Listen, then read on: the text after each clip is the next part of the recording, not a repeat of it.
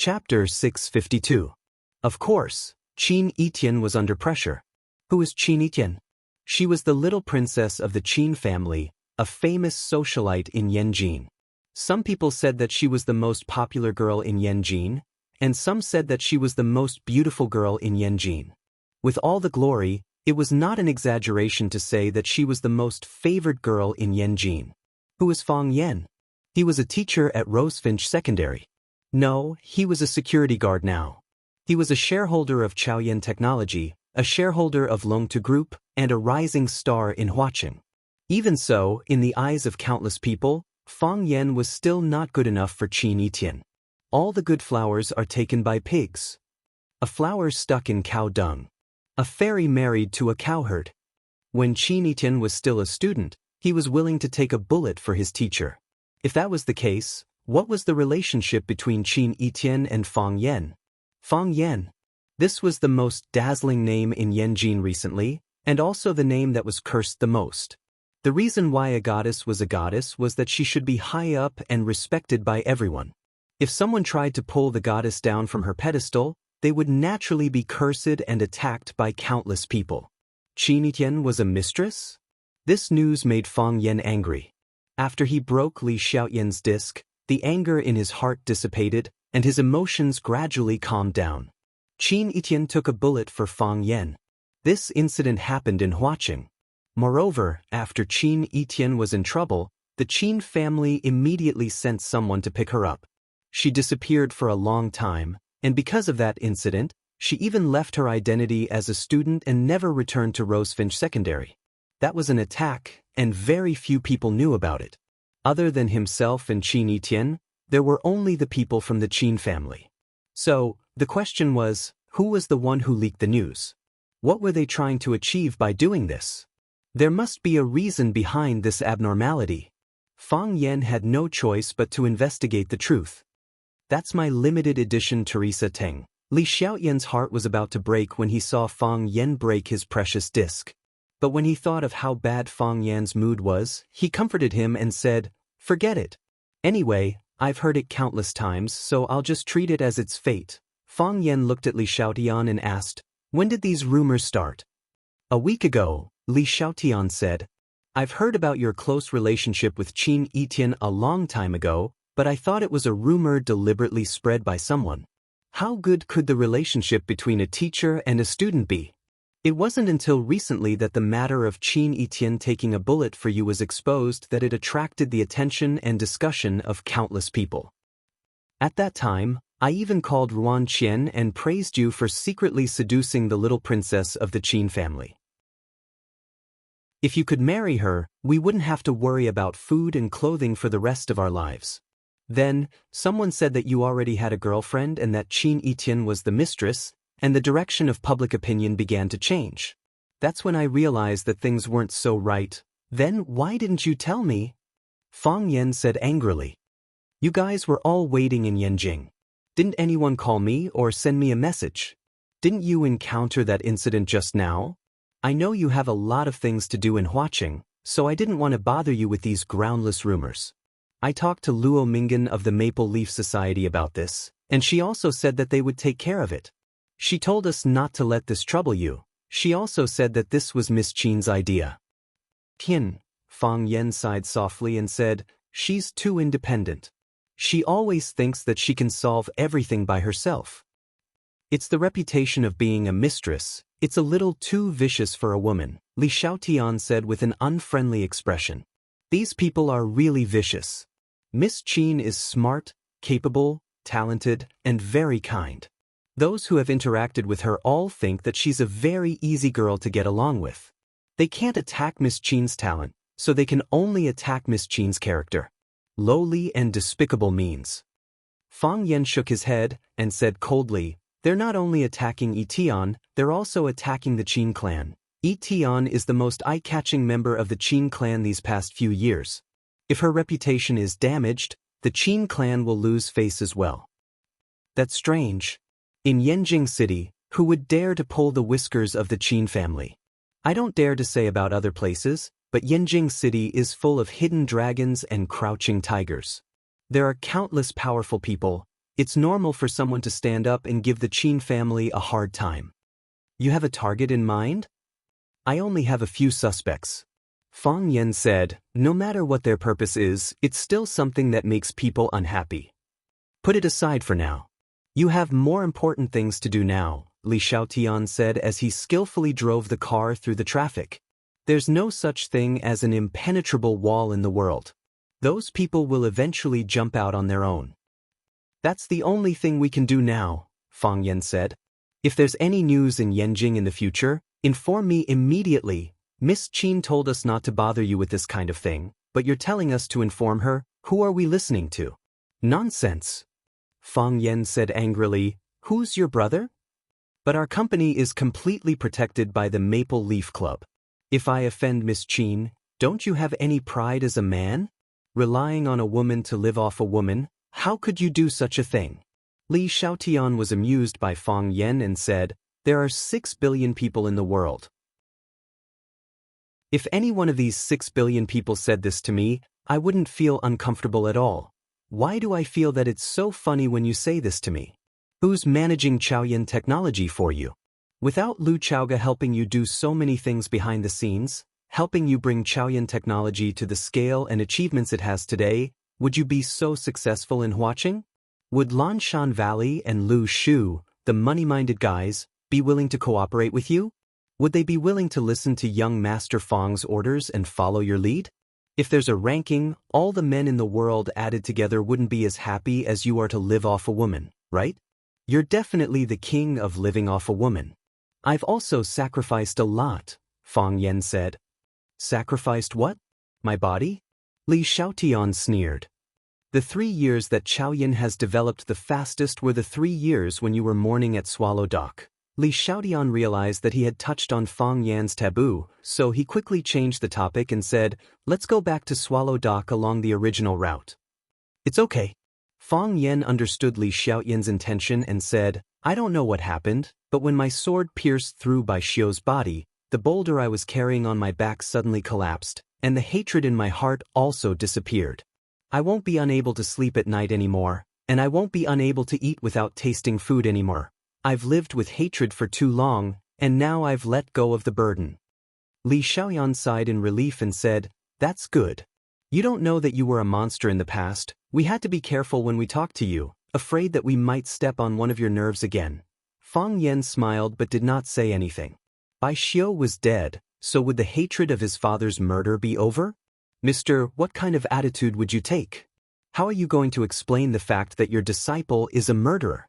The car drove out of the airport highway, and then went along the gravel road that Fang Yan often used to go back to the village. That was the only road from Swallow Dock to downtown Yanjing.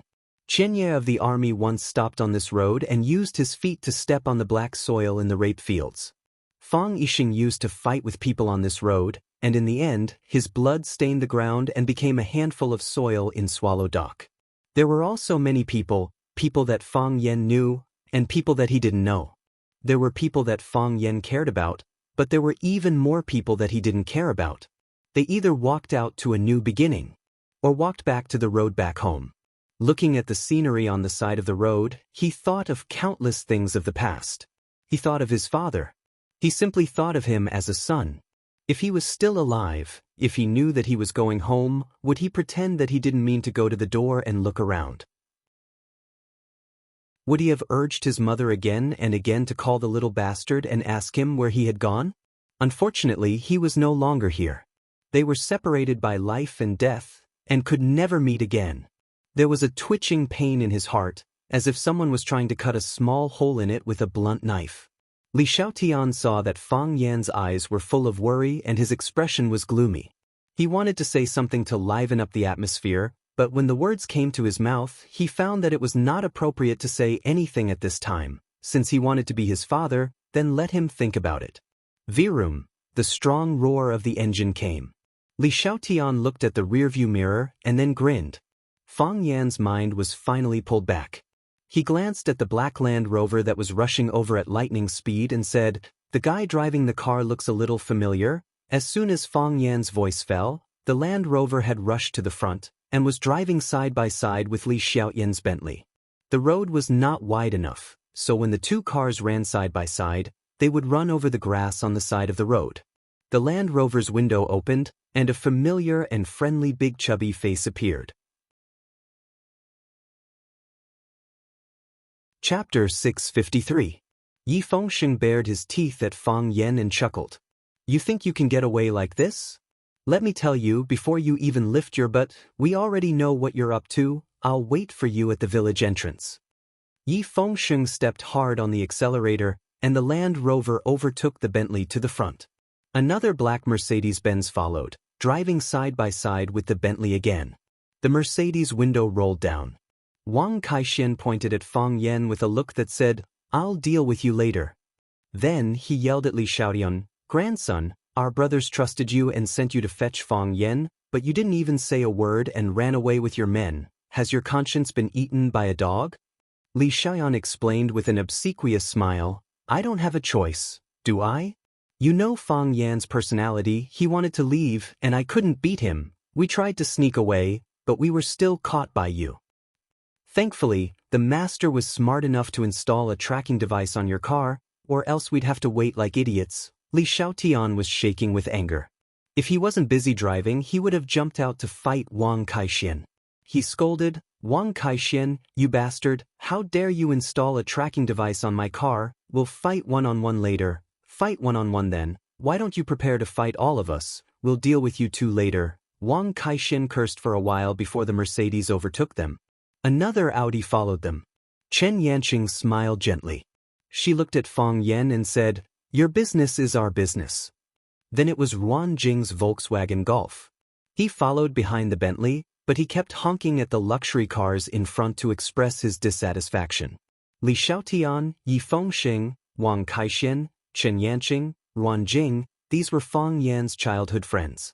Other than Zhu Ziden, who had been training at Mo Bay for years, all of Fang Yan's good friends from Beijing were here. They knew that it was dangerous and difficult, but they were still willing to face it together with Fang Yan. With such friends, what was there to be dissatisfied with? Li Xiaotian cursed, These bastards, do they have any respect for the law? How dare they install a tracking device on my car? Luckily I went to pick someone up. If I went to find a girl, they would know my whereabouts. You really didn't tell them? Fang Yan asked in disbelief. He didn't believe there was a tracking device. Li Xiaotian must have sent them a message when he was not paying attention. Why would I do such a thing? Li Xiaotian said. I was wondering how they managed to catch up with us so quickly. Fang Yan stared at Li Xiaotian with a burning gaze and reached out to touch his neck. What? Li Xiaotian reached out to block. Fang Yan grabbed his wrist, causing the arm that he was blocking to temporarily lose the ability to move. Then, she reached under his collar and took out a small black bug. What's going on? Fang Yan let go of Li Xiaotian's arm and placed the listening device in front of Li Xiaotian. What is this? I don't know, it must be that bastard Wang Lin. He took advantage of me being unguarded and put this thing under my collar. Seeing that Fang Yan was still staring at him mockingly, Li Xiaotian knew that he could not hide it anymore. He had to confess to Fang Yan and said, Actually, after we knew that you were coming back, we gathered for a small meeting. Everyone wanted to intercept you and at least keep calm before going to negotiate with Sir. We all think you're not calm enough right now. Or we could all pretend that it never happened, and that the gentleman wouldn't ask, and we wouldn't say anything, we wouldn't lose anything anyway. Wasn't by Xiao, that poser, stabbed to death by your sword? And then? Then, we think you'll definitely do what you've decided, and we might not be able to stop you. Besides, we know that you don't want us to get involved. Look, we know you so well. Although you're usually quite annoying, you've never been careless when it comes to these things. So, they came up with this idea. They sent me here to pick someone up and installed a bug on me. The bug is connected to the equipment on them, so they can hear everything we say. If I can stop you, we'll all eat and drink tonight, and never mention anything about going back to negotiate with Sir. If we can't, we'll all go back with you to seek justice from Sir. Have you thought about the consequences? Fang Yan sighed softly. We've thought about it, Li Xiaotian said seriously. We've thought about it for a few days. Fang Yan, don't try to persuade us anymore. It'll be meaningless and seem distant. Fang Yan thought for a long time and said, I owe you this time. Damn, do we really need to talk about this between brothers? Zizi, the bug in Fang Yan's hand made a noise. Li Xiaotian smiled and said, press that red. It can connect to my car's Bluetooth. You can hear what they're saying. As Fang Yan pressed the red, the simple-minded Yi Fengxing's voice was heard. Brothers, we need to keep our mouths shut. Don't let Fang Yan know that we've already planned this. That's right, that's why. We need to beat Li Xiaotian up, and we can't hold back. Wang Kaixin shouted. Wang Kaixin, Li Xiaotian gritted his teeth and shouted, I've already told Fang Yan everything. Just wait for your deaths. The radio channel went silent. Did Fang Yan hear us? Yi Fengxing asked in a timid voice. I heard you, Fang Yan said with a smile. Li Xiaoan, you traitor. Everyone began to curse Li Xiaoan, blaming him for selling them out without even saying a word. A row of 6 cars was driving on the road from Yanjing to Swallow Dock, chasing each other and trying to overtake each other. The national highway leading to Swallow Dock was rarely so busy.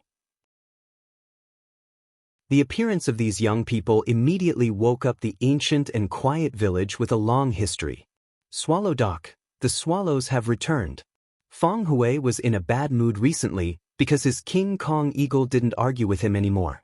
In the past, whenever he said something, the Vajra eagle would quarrel with him. Both sides would quarrel back and forth. But now, the King Kong eagle didn't argue with him or even talk to him. The King Kong eagle didn't say anything, and neither did Fang Hui.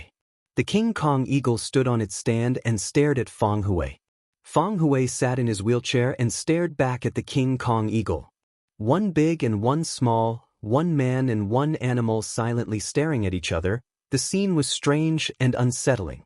Not only Lu Wan but Fang Yan's aunt's families were also worried. For the past 3 years, the white-haired man had sent off his black-haired friend.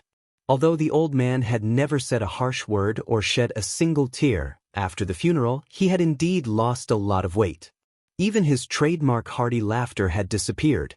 Lu Wan came over with a bowl of ginseng soup. She put it on the table in front of Fang Hui and said with a smile, Dad, have a bowl of soup. You didn't eat much at noon. Have a bowl of soup first and dinner will be ready soon. I asked them to make your favorite corn paste and sorghum cake. Fang Hui looked at Lu Wan lovingly and waved his hand. Take it away, I don't have an appetite. You've been sitting here for a long time. How about I ask Shaoling to take you out for a walk? No. Fang Hui's gaze shifted back to the snow-white Vajra eagle and said, I'll sit here and accompany this old fella of mine. I can feel that it's about to leave. Dad, Lu Wan said with a trembling voice. Fang Hui looked at Lu Wan and said, Don't worry about me, I'm fine. Logically speaking, a grandson avenged his son. Even if he died now, it's nothing. But thinking about it, he felt a little unwilling. The enemy hasn't come back, and my grandson hasn't let me see my great-grandson. I can't die. So I still have to live, and I still want to live. Lu Wan nodded and said, Then you have to take care of yourself. How about drinking this bowl of soup first? I really don't have an appetite. Fang Hui said. I don't have the mood to do anything. Drinking soup is superfluous. Fang Hui waved his hand and said, Take it away, let them drink it. Don't eat it. Lu Wan sighed in her heart. With the old man's physical and psychological condition, he probably couldn't hold on for long. Lu Wan was about to go out with the bowl of soup, but she bumped into a tall man.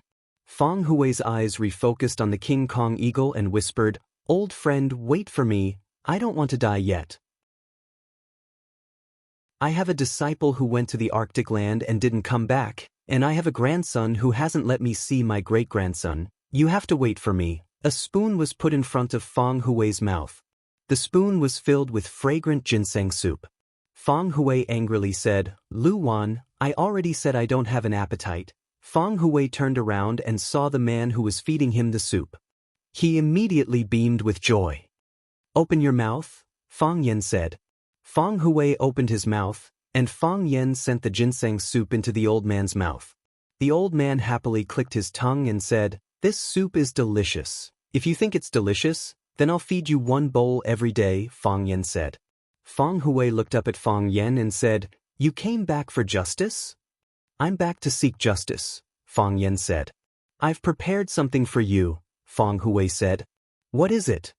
Feng Hui pointed at the mahogany bedside cabinet and said, It's in there, I've written it, take it out. Feng Yan opened the cabinet and saw a white silk cloth inside. Open it, Feng Hui said. Feng Yan pulled open the folded silk cloth and found a line of black characters written on it. The ink was very dark and heavy. The killer is Bai Xiu. Chapter 654. Feng Yan raised the banner in his hand and asked, Grandpa, what's this? Who killed your father? Feng Hui's eyes flickered as he stared at Feng Yan with a burning gaze. Bai Xiu, Feng Yan said. Who's Bai Xiu? He's Master's disciple, Feng Yan said. Why did Master's disciple kill your father? I don't know. That's why we're going to ask Master about it, Feng Hui said. You have to have a good reason to be invincible. Otherwise, if Master investigates the cause of Bai Xiu's death, how are you going to answer? I see, Feng Yan said. The older, the wiser. Feng Hui was worried that Feng Yan would be humiliated by Mr. Feng if he went to seek justice from Mr. Feng, so he had to make a scene first. What kind of scene? Of course, it was the scene of the victim avenging his father. My father was killed by your disciple. I want an eye for an eye, I want justice. First, he had to prove that Bai Xiu was the murderer, and then he could push Feng Yan down from the position of murderer and let him stand on the side of justice. In that case, if Master wanted to use righteousness to pressure people, it wouldn't be so easy. When are you going to go? Feng Hui asked. Feng Yan put down the banner, picked up the bowl of soup again and said, After I feed you this bowl of soup, I'll have a good meal with my mother, and I'll go to the cemetery to visit my father. I also want to see Yi Ro. I haven't seen her for a long time, and I heard that she's in seclusion to make a breakthrough. I don't know how she's doing now, there are still many things to do, and that's not the most important thing. Feng Hui looked at his grandson with relief and said, You're not confused by anger, not blinded by hatred, and not tempted by benefits. You're a good boy. You're more promising than your grandfather and father. There was a promising child in the family, but Feng Yan scooped a spoonful of ginseng soup and waited for his grandfather to drink it. Then Feng Yan said in a deep voice, Don't worry, Grandpa. The old drunkard would definitely come back. If he doesn't come back, I'll go to the land of extreme coldness to find him. Don't go. Feng Hui shouted. Underestimating the enemy is his own personal choice. If he couldn't return home in glory, then he would be buried in the snow village. He had great faith in his heart, and also made a great aspiration. I won't stop him from going, but you definitely can't go. Don't you understand the nature of underestimating the enemy? If he found the ice dragon, then he would naturally come out from the land of extreme cold. If he doesn't find the ice dragon, even if you go, can you bring him back? Feng Yan was silent for a long time and said, I just want to see him, to see if he's alive or dead. I miss him a lot. Feng Hui's eyes were watery and he had hot soup in his mouth, so his voice was a little muffled. He said, The stubbornness of the whole family. When Feng Yan came back, Lu Wan was the happiest one. She ordered the kitchen to prepare Feng Yan's favorite dishes, such as double-cooked pork, big mess stew, braised pork knuckle, big head fish caught in shihizi with red and green chilies, and fei long dry stir-frying from the back of the mountain. All parents in the world hoped that their children had an iron stomach, so that they could eat all the food they prepared. Feng Yan wanted to visit his father.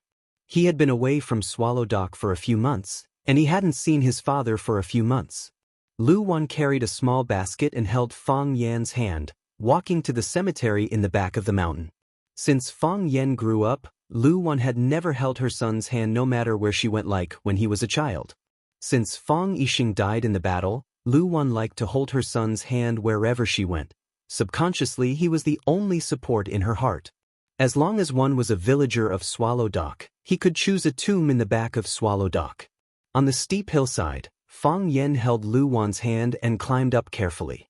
Along the way, they passed by countless tombs of the villagers of Swallow Dock. There were long-lived elders who died of old age, and there were young and strong heroes who sacrificed their lives for the country and died in a foreign land. The old drunkard Mo Qingdi gave his tomb to the Qianye military department, and the Xianxia military department won the respect of all the people of Swallow Dock. Therefore, the Xianxia military department was the only foreign owner of this cemetery. The tombstone of the Xianxia military department was clean, without weeds or thorns. There were fruit and wine glasses on the incense table in front of the tombstone. The people of Swallow Dock were hospitable.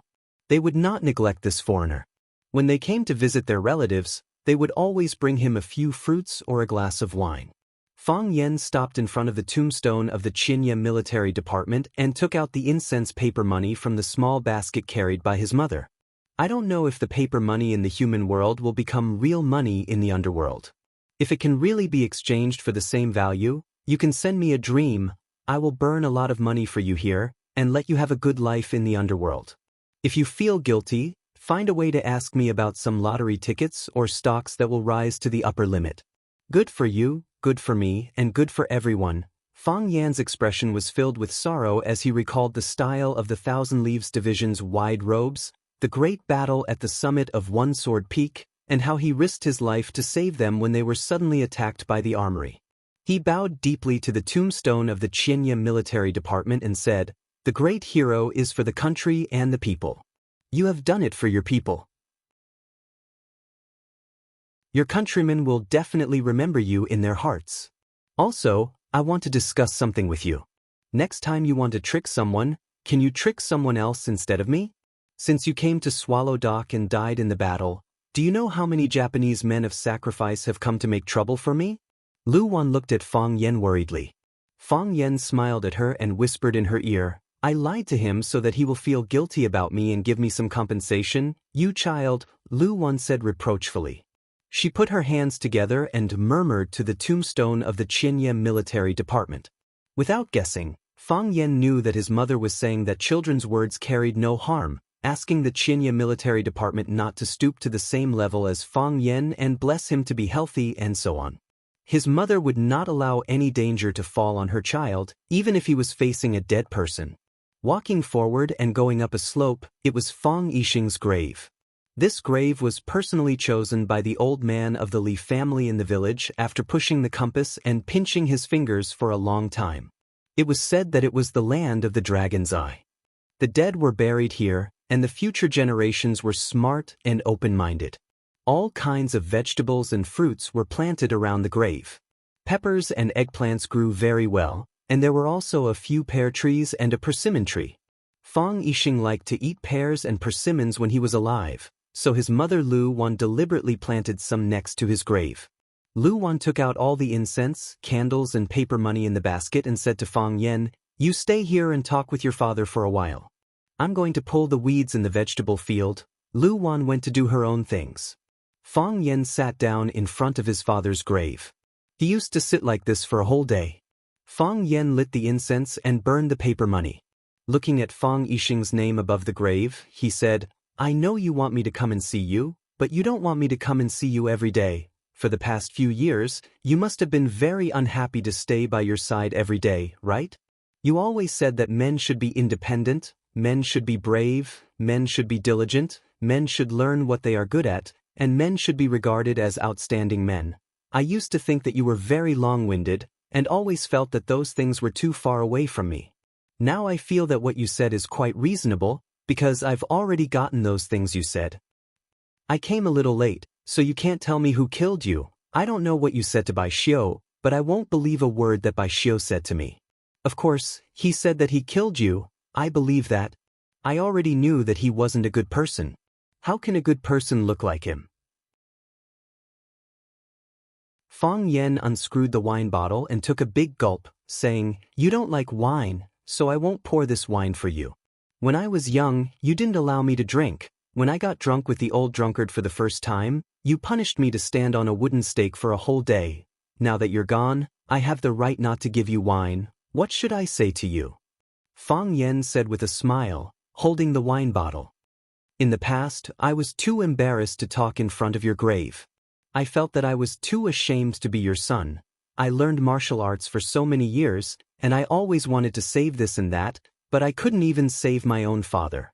Do you know why I suddenly talk a lot today? You must have already known. Whether you became a ghost or a god, your ability must be getting stronger and stronger. You know everything that happened outside clearly. You should have already known that I avenged you, right? I killed Bai Xiu. Fang Yan took another gulp of wine and said with a breath full of the smell of alcohol, "It wasn't easy. Bai Xiu was too treacherous. I didn't expect his swordsmanship to have reached such a shocking level. If I hadn't broken through at the last moment, I'm afraid I would have been cut in half by him. But in the end, I still defeated him." People used to say that Bai Xiu was the first among the younger generation in Swallow Fort, and I didn't bother to refute such a statement. The facts have proven everything, your son. I am the first among the younger generation in Swallow Fort. Fang Yan used his sleeves to wipe his teary eyes and said in a hoarse voice, "I used to think that people live for themselves. But now, I really hope that you are still alive, so that you can be proud of my achievements every time. You live, I live for you."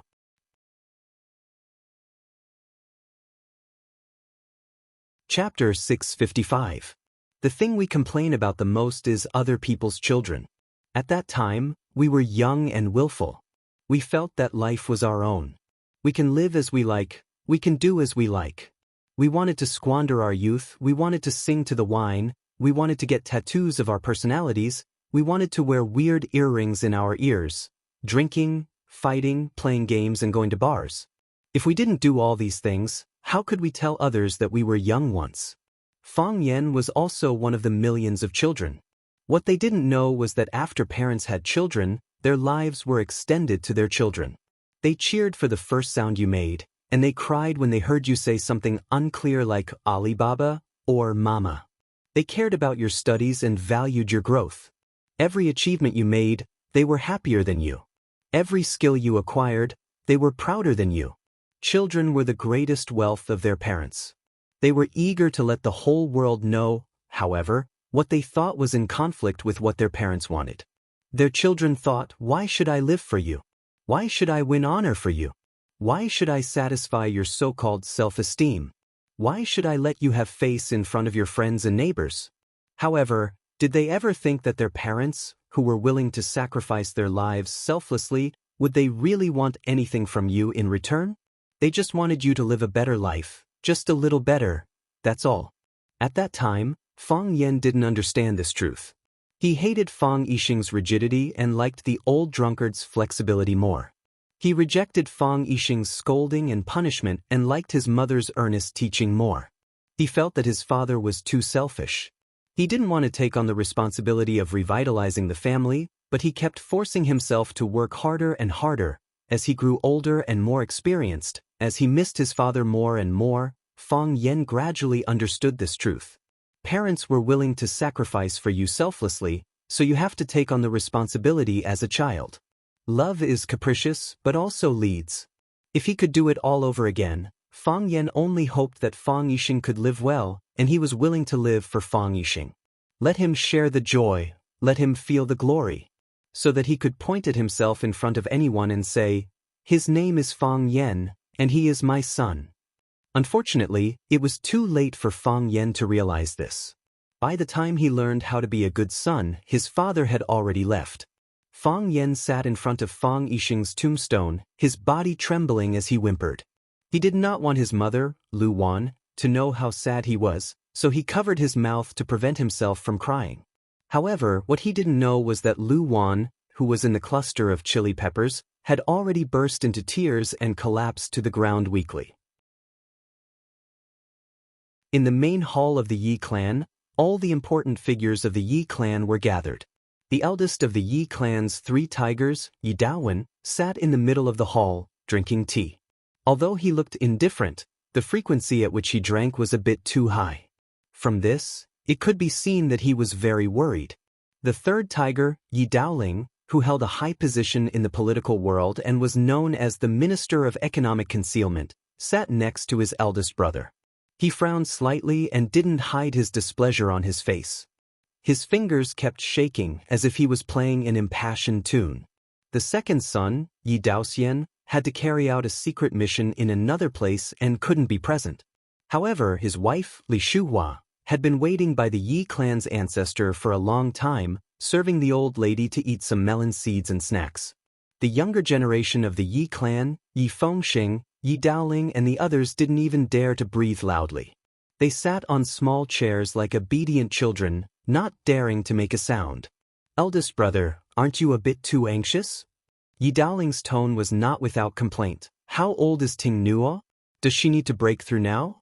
How long has it been since she broke through last time? Is she ready? That's what I said, but I can't change what Ting Nuo has decided.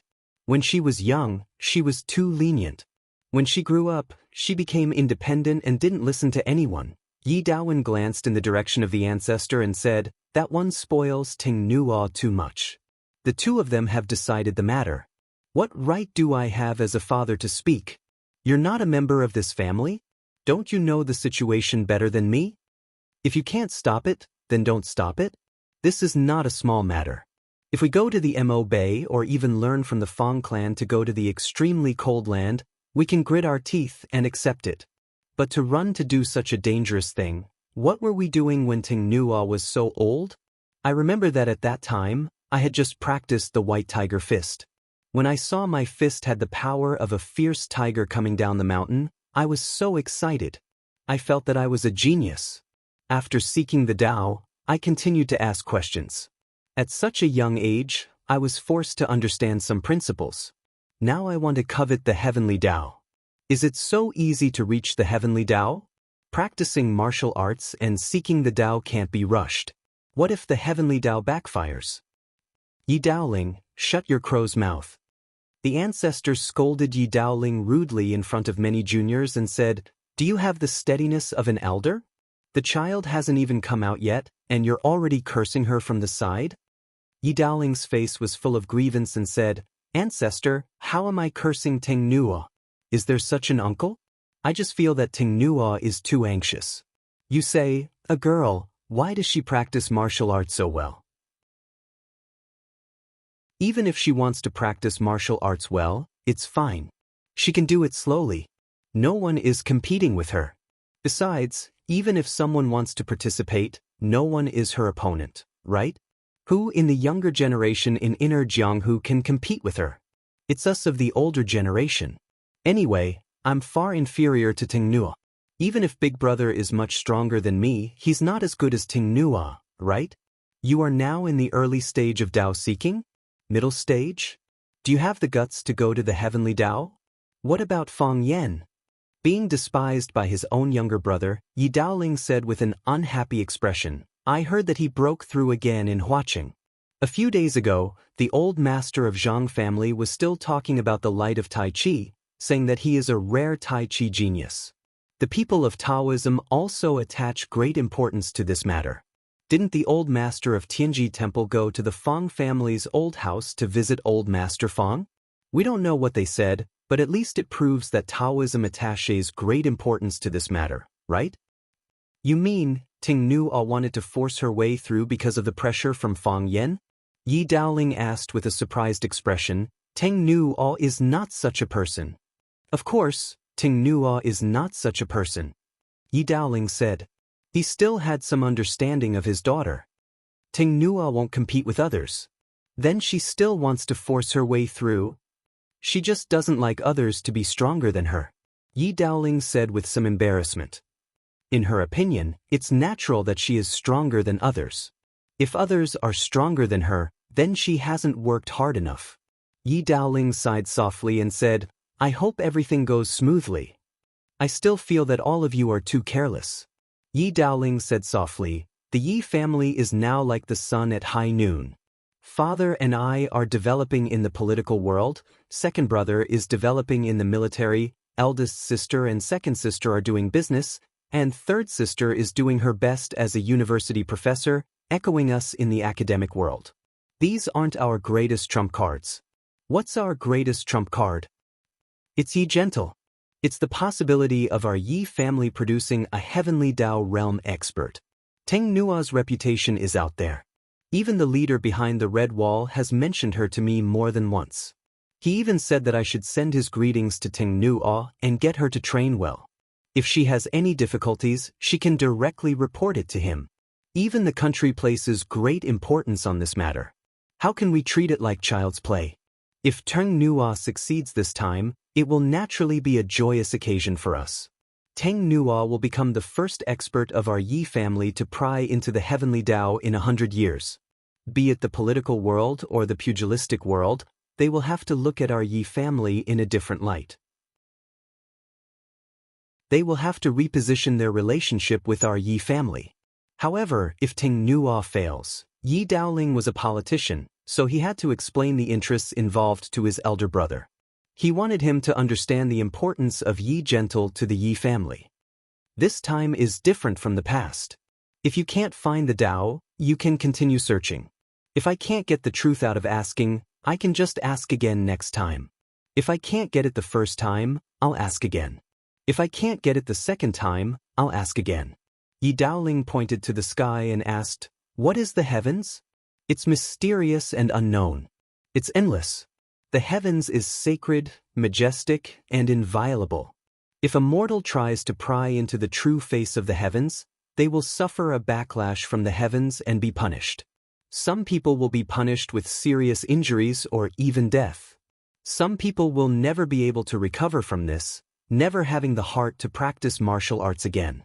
Elder brother, we might lose more than we gain. The patriarch was enraged as he grabbed a pear from the coffee table in front of him and smashed it at Yi Daoling's head. "Get out! Yi Daoling, get out!" the patriarch said angrily. Yi Daoling didn't dare to dodge as he allowed the pear to hit his head.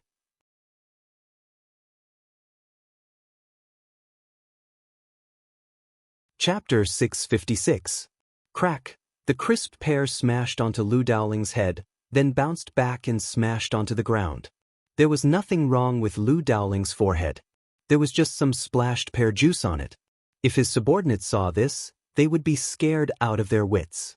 Yi Daoling, the authority in the economic field, known as the hidden minister of the Ministry of State, could only accept the fruit thrown at him. Who would believe such a thing if it was set out? Lu Daoling took out a handkerchief from his pocket to wipe the juice on his forehead and smiled. "Ancestor's aim is not bad, just like when you were young. Don't give me that cheeky face." The old ancestor hadn't calmed down yet and said with an unhappy expression. Lu Daoling smiled bitterly. "Ancestor, I'm just saying some words of understanding to Big Brother. I know my words aren't pleasant to hear, but it's the truth. Do you still need to hide it from your own family? I can't do such a thing." "What do you know?" Ancestor pointed at Yi Daoling's nose and scolded. "You think with your twisted intestines all day long. You can look down on people just because you read a few more books and learned a few more words? You're the smartest in the world? Why don't you look at yourself in the mirror and see if you still look like a man of Swallow Dock? You talk about benefits and relationships all day long, full of schemes and schemes. You're an unfashionable politician. Why can't gentleness ascend to heaven? If she wants to ascend, she will ascend. This is the good daughter of Swallow Dock. Why is Mo Qingdi the only one from Swallow Dock who can pry into heaven? That's because Mo Qingdi isn't afraid of anything and doesn't care about benefits or disadvantages. When he was young, what didn't he dare to do? When he was young, who dared to provoke the Fong family? When he was young, he suppressed you bastards so much that you couldn't even lift your heads and breathe heavily. I don't think gentleness is wrong. Get what you want, fight for what you want. Even you know that you have to pass the heavenly barrier. Of course, the heavenly barrier has to be passed. You're so worried about this and afraid of that, cowering all day long, and you still want to pry into heaven? If I were God, I would use lightning to strike you. No wonder Mo Qingdi only has a good relationship with Wen Yuan. He doesn't care about cowards like you at all. It would be best if my gentleness succeeds, but it's not a big deal if I fail. I'm just a woman, and I don't know any big principles. But in my opinion, the heavenly Tao is the human Tao. Humanity was about doing what one wanted to do. She is injured and crippled. Our Yi family will provide for her for the rest of her life. If she dies, our Yi family will also pinch our noses and accept it. Who can live forever? After listening to the elder ancestor's words, everyone present, regardless of age or gender, was moved. Yi Daoling's youngest daughter, Yi Zi, reached out to massage the old ancestor's shoulders and said, "Old ancestor, don't be angry with my dad. He's also worried about my sister." If he was really worried, I wouldn't have said these things. Even at this time, he still has other thoughts. He deserves to be scolded. Yi Daoling's face was red, and he explained awkwardly to the old ancestor, "Old ancestor, if I'm wholeheartedly doing this for my own benefit, I should encourage gentleness to challenge the heavenly axiom. How can I say that she's too anxious? I'm purely worried about her safety." "You're right, I'm a mediocre politician now. I can't help it. It's said that our Yi family is prosperous, but most people are either seeking immortality or seeking the Tao. Each of them is a reclusive master, and each of them is untainted by dust. Our Yi family wants to live, and we want to live well. There has to be a few people who jump out to do those dirty things, right? Guanyin Bodhisattva still needs a group of ordinary people to worship her. Old ancestor, don't you think this makes sense? Yi family wants to rise, Yi family wants to develop, these are all correct. But don't forget what our duty and foundation is. Don't forget what the name of the land under your feet is. This is Swallow's Dock, remember this name." The old ancestor pointed at Yi Daoling and said, "Little Ling, you forget the fastest. You are still far from being gentle. You're a loser." After the great ancestor finished speaking, he turned around with some uncertainty and asked, "Yezi, is that what he said?" Yezi's face turned red. He didn't dare to look at his father's eyes that were about to spit fire. He nodded and said, "Old ancestor is right, too right." Everyone in the room looked like they wanted to laugh but didn't dare to. Everyone was having a hard time holding back their laughter. Lu Daoling got up angrily and said, "I'm going out for a smoke." As soon as Lu Daoling stepped out of the hall, he heard the laughter of everyone behind him. After getting busy, even eating at the same table with his family became a blissful moment. Lu Wan first scooped soup for Fang Hui, then put some food for Fang Yen. She didn't touch her chopsticks, but she kept urging the old and the young to drink more soup and eat more food. Fang Hui looked at Fang Yen eagerly and said, "It's rare for Fang Yen to come back. Let's have a small reunion. Open the bottle of Maotai in my room. It's a happy day, everyone drink some." Lu Wan was the first to object.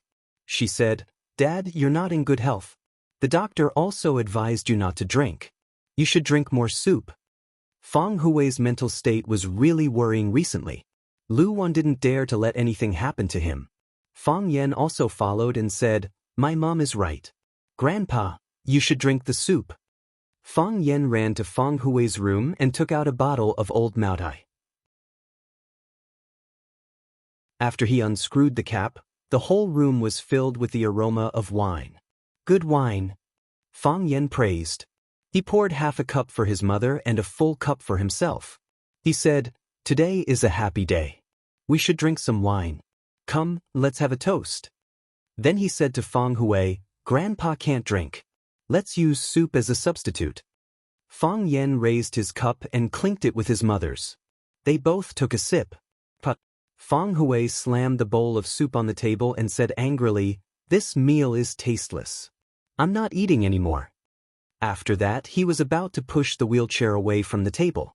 "I'll give you one spoonful," Fang Yen shouted. Fang Hui stopped pushing the wheelchair and said, "One tael. Only one spoonful. Half a tael. Only one spoonful. 2 spoonfuls. Only one spoonful. If you don't want it, then forget it." Fang Yen put on an uncompromising posture. Fang Hui hesitated for a long time and said, "1 spoonful then." So, Fang Yen poured a spoonful of Maotai into the spoon and carefully put it into Fang Hui's mouth. Fang Hui savored it with an intoxicated expression. He smiled happily and said, "Really good wine." Fang Yen and Lu Wan glanced at each other and laughed as well. Lu Wan whispered to Fang Yen, "Your grandpa will only be so happy when you come back." Fang Yen held his mother's hand tightly and said, "I won't leave this time. Even if I have to leave, I'll take you with me." Lu Wan shook her head and said, "Don't mention this to your grandfather. This is what he doesn't want to see the most. He doesn't need you to accompany him. He wants you to soar in the sky like an eagle. Do what you want to do. He won't hold you back, and he won't leave Swallow Dock. I won't either. I'll stay here and look after the house for you. I'll take care of your grandpa and stay with your father." Fang Yen sighed inwardly and said to Lu Wan with a smile, "Granny has been urging me to get married. She called me and talked about it. What's going on between you and Chaoga? And Ting, how are things going between you two? I heard that Ting Nuan has been cultivating in seclusion. I haven't seen her for a while." Fang Yen said with a smile, "I'm waiting for her to come out as well." After eating and drinking to their heart's content, Fang Yen sat in the courtyard with Grandpa Luo and chatted with him. Fang Yingying and Fang Haohan had been left in Huaqing by Fang Yen. Without them, the house was a lot more deserted. Listening to Fang Hui talk about his brave deeds when he was young, Fang Yen suddenly felt annoyed and restless. Seeing that Fang Yen was distracted, Fang Hui said, "I'm tired and I want to sleep. You can go about your own business."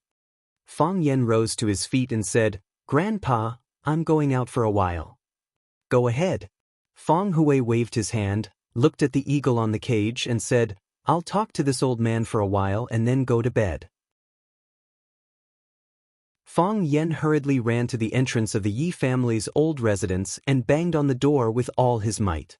The red door opened and Yi Laosen, who was guarding the door, saw Fang Yen standing at the door and said, "Little Yanzi, it's so late. What brings you here?" "I want to see Yi Ro." Fang Yen said. "That won't do."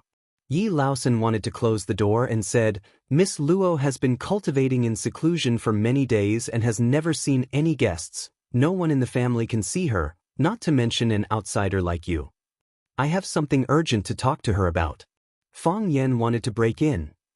"Fang Yen," Yi Laosen shouted. "I'm telling you, don't do anything stupid. Swallow Dock also has its own rules. You're barging into our Yi family in the middle of the night? What do you want?"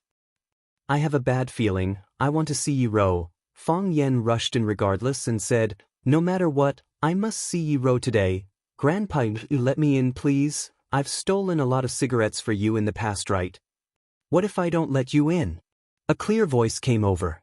Fang Yen looked into the house and saw Yi Daoling in a white tang suit standing in the yard and staring at him coldly.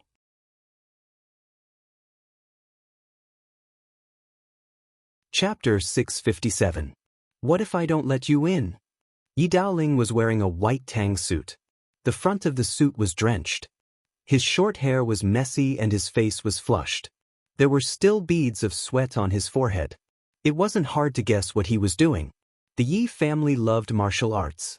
The white tiger fist passed down in their family was ferocious and could split mountains. If they entered the tiger stage, they could transform into a tiger and use their bodies to raise tigers. They would be like a tiger king patrolling the mountains. The three tigers of the Yi family practiced martial arts. Among them, Yi Daoxian had the highest achievements. He was the first of the three brothers to enter the tiger stage of the Yi family. At that time, it caused a great sensation in the Neijiang Lake. It was precisely because of how outstanding Yi Daoxian and the other two brothers were that outsiders referred to them as the three tigers of the Yi clan, or the three heroes of the Yi clan. Of course, the latter was not as famous as the former. Yi Daoxian was a genius. He modified the tiger fist and trained it on the members of the most elite and mysterious special forces of Wuxia, the Sword of the East. When the Sword of the East carried out all kinds of difficult missions, the tiger fist performed outstandingly and reached shocking combat power. It also protected the safety of the members of the Sword of the East. During a battle outside of South Africa, the Sword of the East encountered the Wolf-Blood Kamikaze team, which was also famous for their valiance and bloodthirstiness. The Sword of the East fought as an away team and fought 1 against 3. Even though they lost 3 members and injured 5, they managed to wipe out 21 elites of the Wolf-Blood Kamikaze team. This battle shocked the entire world. America, Russia, and Israel were famous for their special forces. Only then did they understand that the special forces of Wuxia were already among the strongest in the world. It was said that the military was very interested in the tiger fist of the Yi family. They were working with Yi Daoxian to prepare a simplified version as one of the basic fist techniques of the 3 armies. If Yi Daoxian's simplified version of the tiger fist was widely used in the 3 armies, then Yi Daoxian would become the commander of the 3 armies. He would be even more awesome than Lin Chong, the instructor of the 800,000 Imperial Guards in Water Margin.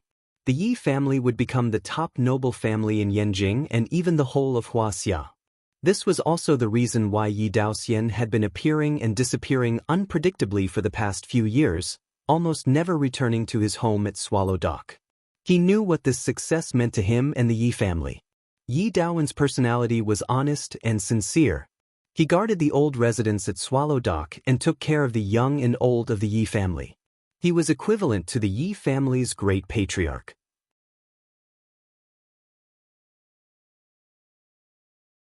Ro-Ro's breakthrough is a big thing for our Yi family. During this time, everyone in the Yi family is serving Ro-Ro. The first priority is to ensure Ro-Ro's safety. You said that Ro-Ro is in danger. You said that you want to go in and see her. But Yi-Ro is a member of our Yi family. If she is disturbed by you during the most critical period of her breakthrough, who is responsible for this? Who will bear this loss? If you destroy Ro-Ro's ascension and cause her to suffer from the backlash of the heavenly law, Fang Yan, why should I give you such a chance? Fang Yan looked at Yi Daoling sincerely and said, "Third uncle, you care about Ro-Ro. I also care about Ro-Ro. Ro-Ro is now a member of your Yi family, but she will be a member of my family in the future." Bastard. Yi Daoling shouted coldly, "Who said that Ro-Ro will be a member of your Fang family in the future? Did our Yi family agree?" Fang Yan was not angry. He looked at Yi Daoling and said, "Third uncle, this is a private matter between me and Ro-Ro. It's fine as long as Ro-Ro agrees. I want to marry Yi-Ro. I'm not going to marry all of your Yi family. She is my girlfriend, and I am her boyfriend. If my father hadn't died, Ro-Ro and I might have gotten married and had children. I knew that you, Fang Yan, are sharp-tongued and hard to deal with. Now you've learned to pester me endlessly?" Yi Daoling's face was livid.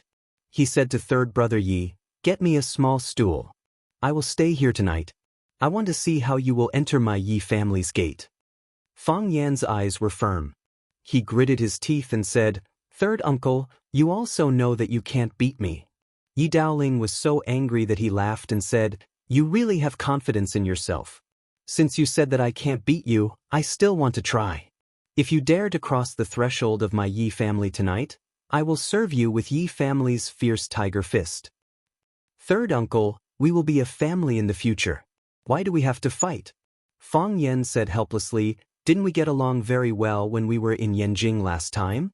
At that time, you even praised me and said that I was the most outstanding young man in Swallow Fort. The most outstanding young man can't even cross the gate of your Yi family?" Yi Daoling said, "Before Ro-Ro comes out, no one is allowed to disturb her. This is the rule set by our Yi family. I will be on duty tonight. Naturally, I can't let the commandment be broken on the first day. Then I can only let third uncle down." Fang Yan said. As he spoke, he had already bent over and rushed into the backyard of the Yi family's old house. Yi Daoling's body instantly bounced up and pounced towards Fang Yan like a tiger preying on its prey. The ancients were particular about reflecting on their mistakes while facing the wall, but today's people liked to face the wall to make breakthroughs. In fact, facing the wall to reflect and facing the wall to make breakthroughs were the same. The ancients also had the idea of improving their strength while reflecting on themselves, whether it was on the physical or spiritual level. This was a sealed stone cave in the basement of the Yi family's ancestral hall. In the past, it was a place to avoid the flames of war or escape when the family encountered a major crisis. Now, it had become a place for important people in the family to live in seclusion when facing important decisions. The stone cave was extremely simple. There was a stone bed, a stone table, and a stone chair. This was all the belongings of the entire house. There was a simple and elegant glass bottle on the stone table. There was a bamboo branch in the glass bottle. This bottle and the bamboo branch in the bottle were brought in by Yi-Ro when she was in seclusion. It was to have a companion in this stone room. The green bamboo leaves were the only green in this room. There were windows in the stone room. The moonlight shone in from the skylight overhead, illuminating every corner of the stone room. The ventilation and exhaust holes were done very well. It wouldn't make people feel short of breath. There was no telephone, no computer, no music, and no books. There was nothing modern. Because she hadn't cut her hair for a long time, her hair had grown longer and now reached her shoulders. Because she hadn't bathed in the sun for a long time, her pretty face was pale, giving people a transparent color. Yi Ro was dressed in a black robe. She sat cross-legged on the bed. Her hands were naturally clasped on her knees. Her eyes were closed as if she was asleep. She had maintained this posture for 3 days and 3 nights. 3 days ago, after she ate some dry food and drank some water, she suddenly had an epiphany. So, she walked to the stone bed and sat down. In the past 2 days, Yi Ro's mood was very calm.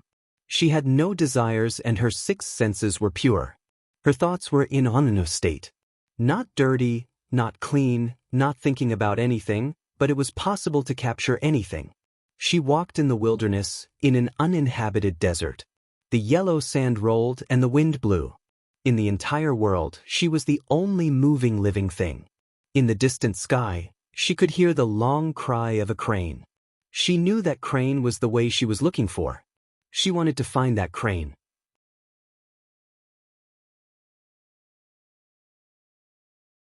Chapter 658. The ferocious tiger fist was famous for its bravery and vigor. This fist technique was used by Yi Daoling, one of the 3 tigers of the Yi family.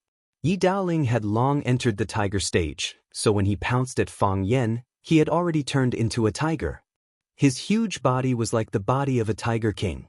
The powerful aura could suppress all the beasts in the forest and make it hard for them to move. Yi Daoling's hands turned into sharp claws.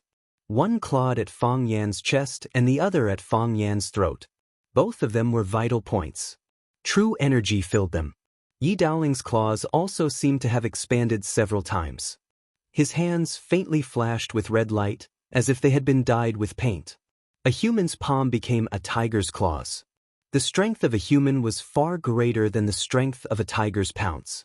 Because of the extreme speed, the claws left countless afterimages in the air. Countless claws formed a line in the air, forming a heart-palpitating scene of ghost entanglement.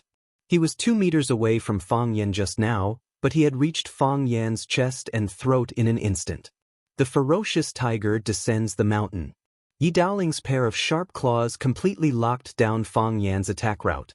No matter which part he charged from, he could use the cruelest and most violent method to kill him, if Yi Daoling was willing. Ferocious tiger patrolling the mountain, amazing. Fang Yan praised in his heart. As a politician in economic work, Yi Daoling was able to have such deep internal energy and such brilliant skills while doing his job well. It had to be said that this person's talent and diligence were extremely rare. When Fang Yan saw Yi Daoling for the first time, he was practicing in the courtyard. When he saw Yi Daoling again, he was still practicing in the courtyard.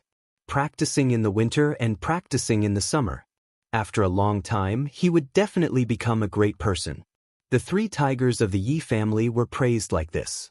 Naturally, they had their outstanding points. Before the tiger claws arrived, Fang Yan was already attacked by the air currents stirred up by the claws. The strong wind blades blew on his face and body, causing him to feel a burning pain. Fortunately, Fang Yan was also a martial artist with great skills. If he didn't have internal energy to protect his body and solid skin to protect himself, his face and body would have been cut into countless bloody wounds by Yi Daoling's claws. Fang Yan charged forward fearlessly, as if he was taking the initiative to charge into the range of Yi Daoling's claws. Hiss! Yi Daoling's first claw grabbed at Fang Yan's throat. Fang Yan's body turned into a Tai Chi Pisces as he rushed forward. At the same time, his left foot was still moving forward. His right foot turned 180 degrees and then turned again. He went behind Yi Daoling. Yi Daoling's claw missed, and he turned around like lightning. His other claw locked onto Fang Yan's chest. White Tiger turned around. Fang Yan's body fell backward. His feet landed on the ground as if there were 2 steel nails nailed to the ground. His body was almost parallel to the ground at 180 degrees. Gotcha! Yi Daoling's claw grabbed onto the vermilion door of the courtyard and a large piece of wood fell down. Yi Daoling threw away the wood in his hand and jumped up high, once again pouncing towards Fang Yan who was lying on the ground. Pala! Yi Daoling's 2 claws were deeply inserted into the ground. The old limestone was actually poked out 2 large holes by his claws. Fang Yan's body had already disappeared from where he stood, as if he had never been there. What a good move, evil tiger digs out the heart. Fang Yan stood not far away and looked at Yi Daoling with lingering fear. He said, "Third uncle, you don't have to risk your life like this, right? I just wanted to remind Wen Nuan. You don't have to think about digging out my heart too, right?" Gotcha. Yi Daoling pulled out his palm from the stone hole. He stretched out his hand and gently squeezed, turning the stone residue in his palm into powder. Opening his palm, the stone powder was blown away by the night wind. Yi Daoling looked at Fang Yan and said in a deep voice, "You broke into my Yi family's ancestral home at night. This concerns the honor and reputation of the Yi family. As a member of the Yi family, you naturally have the responsibility to protect it from outsiders." Fang Yan smiled bitterly and said, "Third uncle, I have good intentions. If I had any bad intentions towards Yi Wenwan, I would have sneaked in a long time ago. Why would I come knocking on the front door?" Yi Daoling sneered and said, "The Yi family is heavily guarded. Not anyone can sneak in. Fang Yan, didn't you say that I'm not your opponent? If you are a real man of Swallow's Dock, then fight me to your heart's content. What kind of hero are you if you hide like this?" "Third uncle, I said that you're not my opponent not to show off how powerful I am.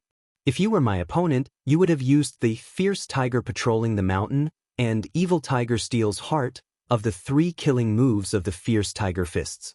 Moreover, they were consecutive moves. How could you not injure me?" Yi Daoling's face became more gloomy and said, "It seems that I must let you have a good taste of my Yi family's unique skill tonight. Third uncle, Wen Nuan's safety is more important. I naturally know that Wen Nuan's safety is more important. It is because I understand this that no matter what, I can't let you in tonight. I have to go in no matter what." Fang Yan looked at Yi Daoling with a firm expression and said, "Third uncle, you are Yi Wenwan's uncle and also an elder that I respect. I understand that you have the responsibility of guarding the family, but I also have a reason to go. Regardless of whether your Yi family admits it or not, Yi Wenwan has already agreed to be my girlfriend. She is my woman and the mother of my future child. I feel that she is in danger, and this danger is very strong. So, forgive me for being rude. When this matter is over and when Nuan is safe and sound, I will bring wine to apologize to you." "You don't need to apologize to me," Yi Daoling said. "Fang Yan, since you want to come in, then take 3 punches from me. We will exchange 3 punches. If you can take 3 punches from me, I will go back to my room to sleep. I won't care about what you do." Fang Yan helplessly shrugged his shoulders and said, "Third uncle, Tai Chi is about using softness to overcome hardness.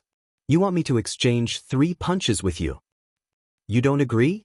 "Of course I agree," Fang Yan said. "I said that no matter what, I will enter the Yi family tonight. And I will enter the Yi family from the front door. Then I wish you good luck."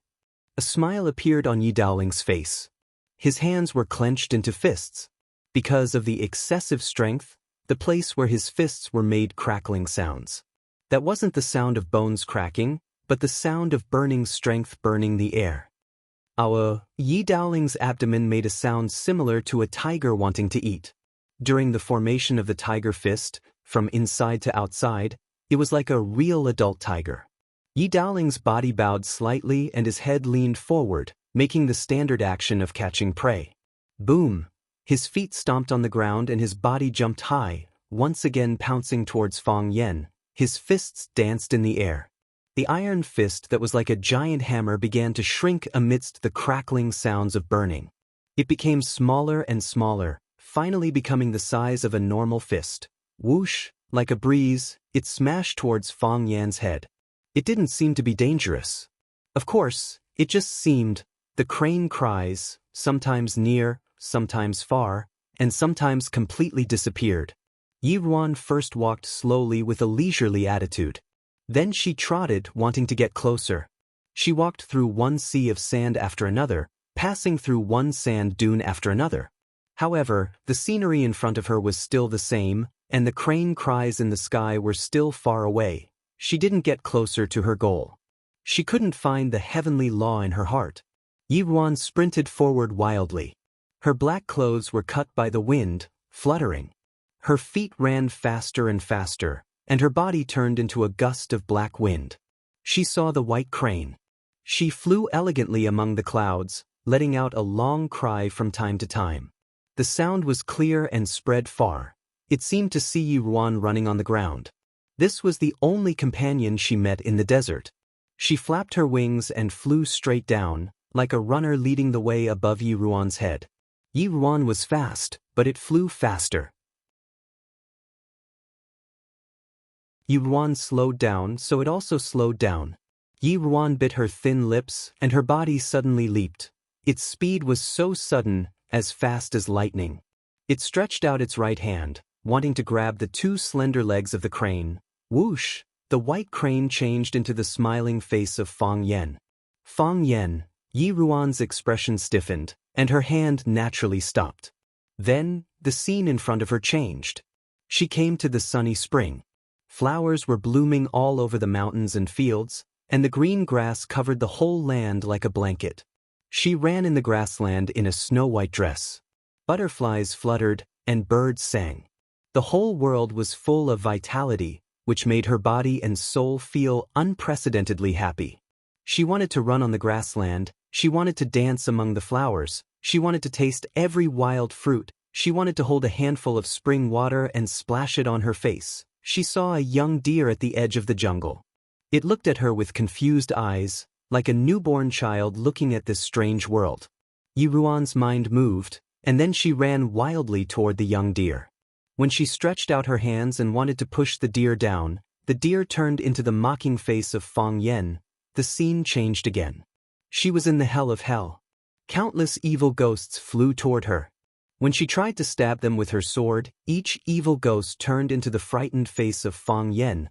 The scene changed again. She was in the battlefield of two armies. Dead soldiers were everywhere, and blood flowed like a river. Yi Ruan led the army to fight and finally captured the enemy's commander. The enemy's commander turned out to be Fang Yan. Yi Ruan finally understood that if she wanted to peep into the natural law, she had to cut off her love.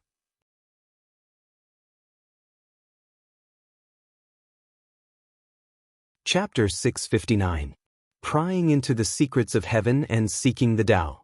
This was something that defied ethics and common sense. What was heaven? No one knew. Yi Ro herself didn't know either. If you didn't know what you were looking for, how could you find it? Mysterious within mysterious, the door of all wonders. This was what Laozi said in the Tao Te Ching.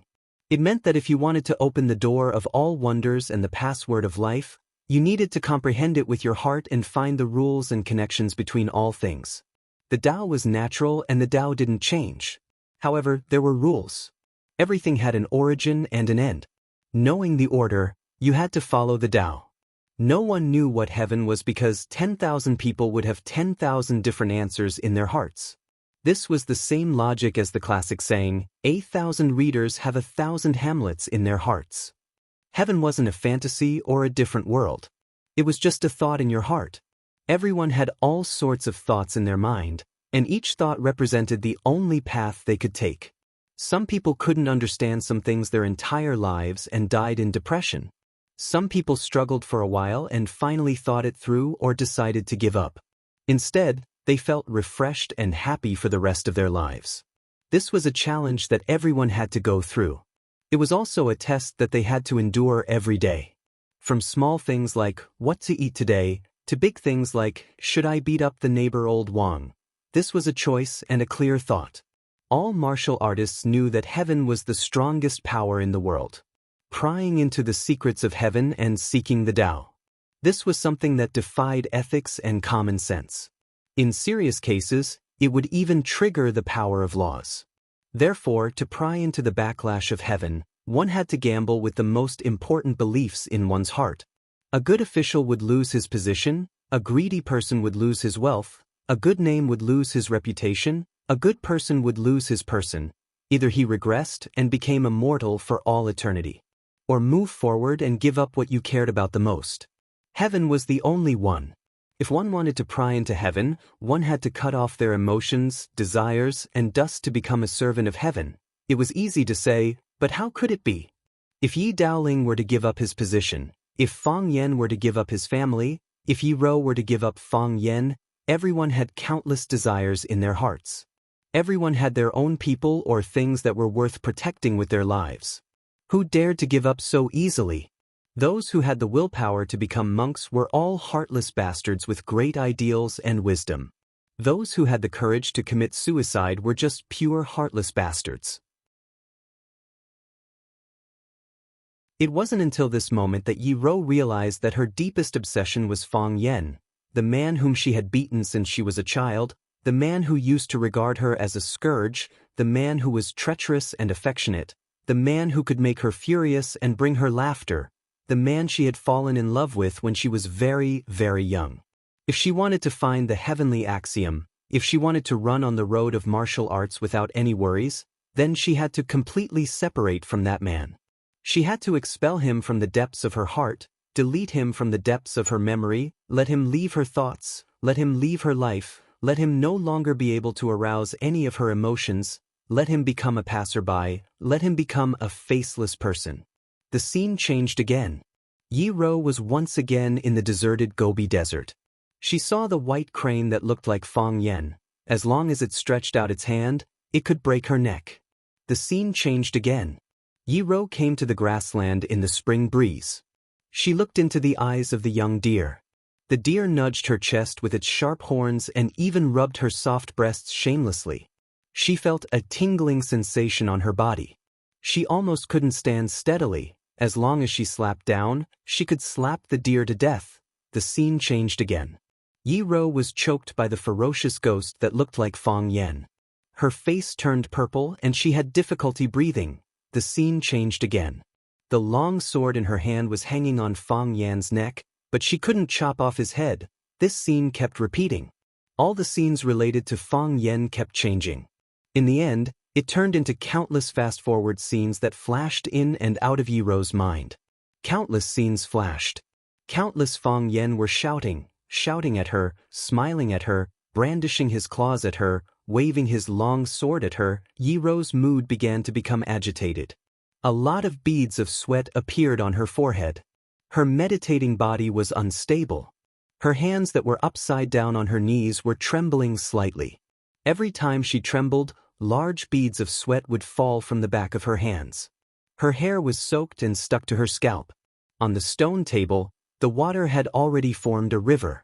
Between the heavenly Tao and Fang Yan, how should Yi Rou choose? How should she choose?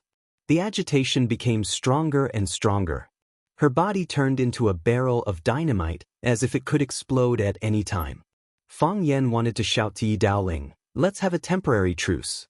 I want to see Yi Rou." But he was very clear that if he didn't beat Yi Daoling until he was convinced, Yi Daoling wouldn't allow him to see Yi Rou.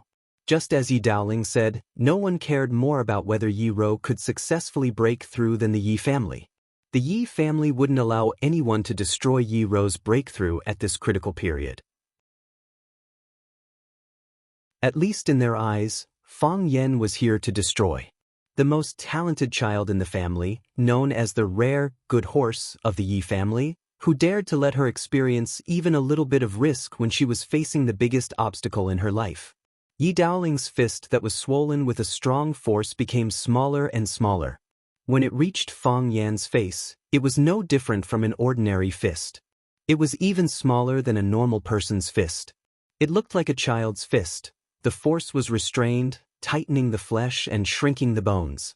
The fist was like a grenade. When it collided with a person or object, it would explode like a grenade. Right now, Fang Yan felt the pressure of facing a grenade. Fang Yan felt the danger, and so did the heart of Tai Chi. The silent heart of Tai Chi suddenly spun wildly. The Tai Chi domain also fully unfolded in Fang Yan's mind. In the Tai Chi domain, Yi Daoling disappeared. There was only a big red ball attacking him. The Tai Chi domain wouldn't lie. The big red ball that it presented was the true face of Yi Daoling's punch.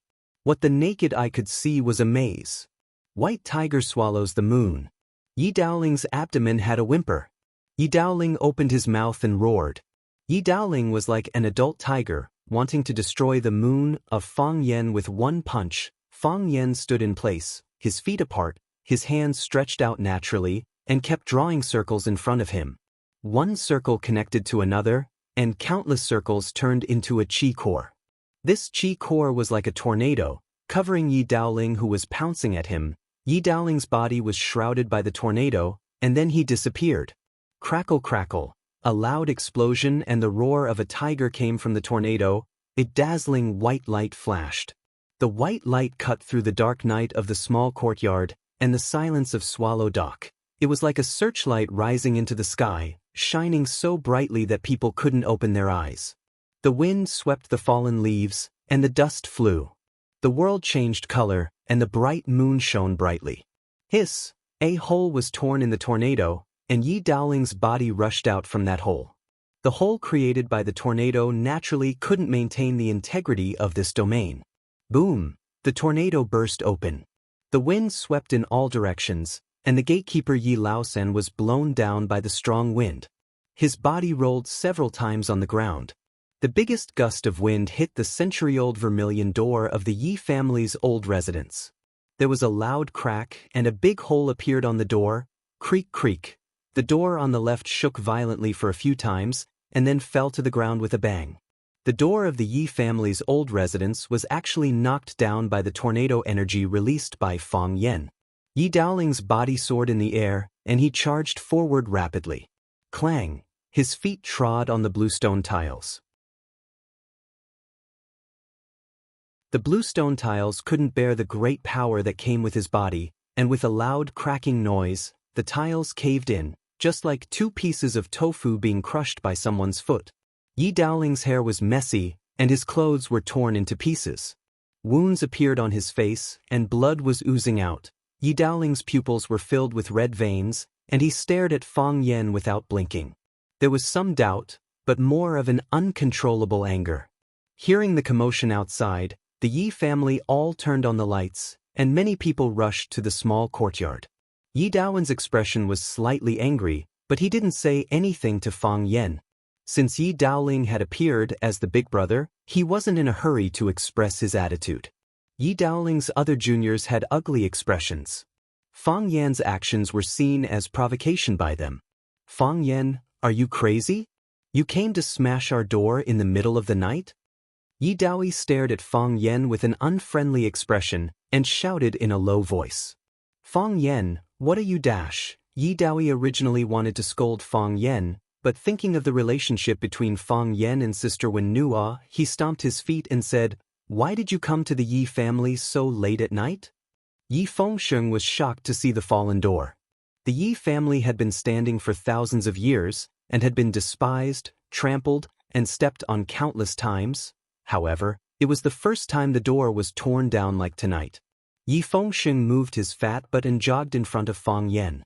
His voice became a bit shaky as he said, Fang Yan, how did you know that our door was about to fall? I already found out that this door was rotten, and I always wanted to get a new one, but this is our Yi family's matter, you should quickly go back. As he spoke, he tried to push Fang Yan away. You tore down the door of our Yi family? Yi Daoling looked at Fang Yan with a hoarse voice and asked.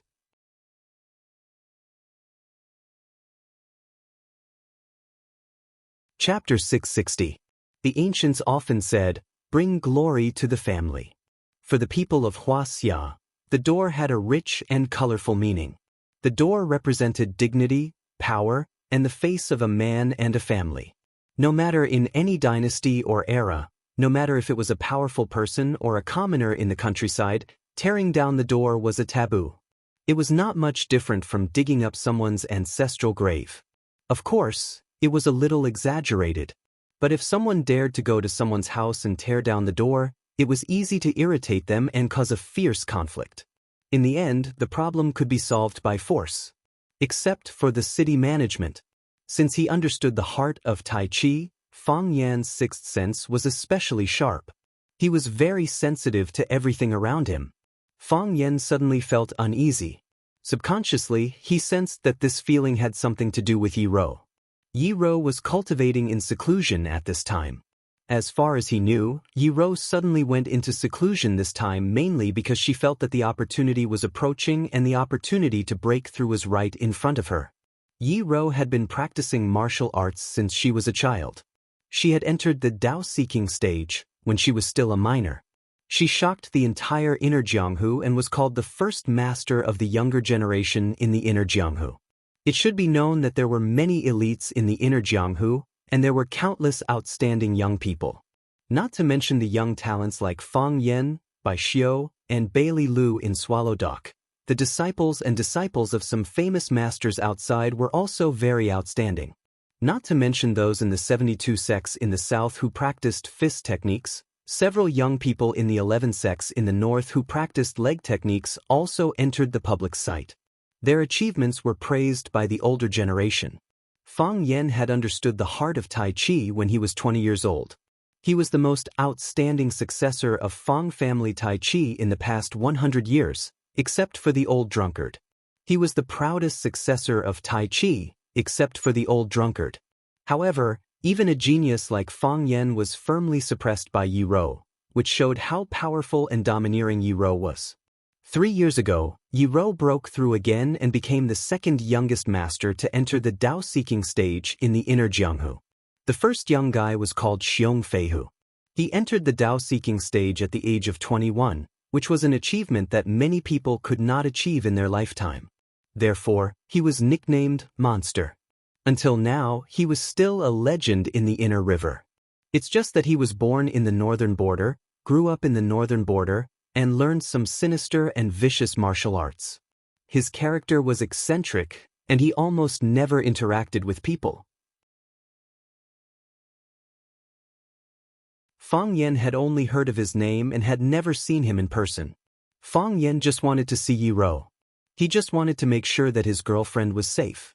In all honesty, Yi Rou had promised to be his girlfriend.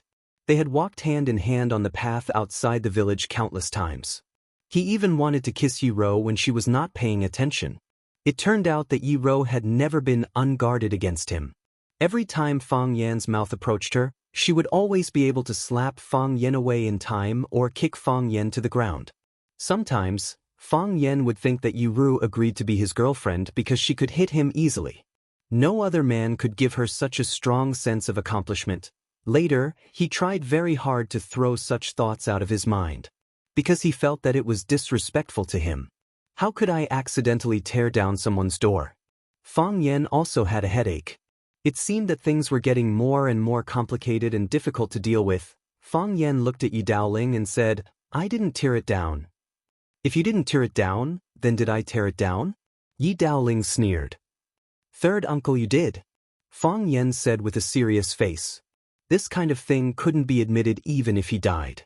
At this time, he couldn't be shameless. "I saw it with my own eyes. This door was hit by your chi and then collapsed.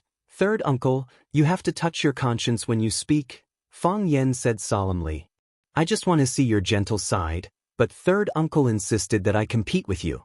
I was forced to accept your extremely unreasonable condition. The door was indeed knocked down by my chi, but think about it seriously, third uncle, was my chi aimed at you at that time? My Tai Chi storm's target was third uncle, and the target was also third uncle. When the Tai Chi storm surrounded third uncle used the white tiger swallows the moon that you had been accumulating for a long time inside the storm.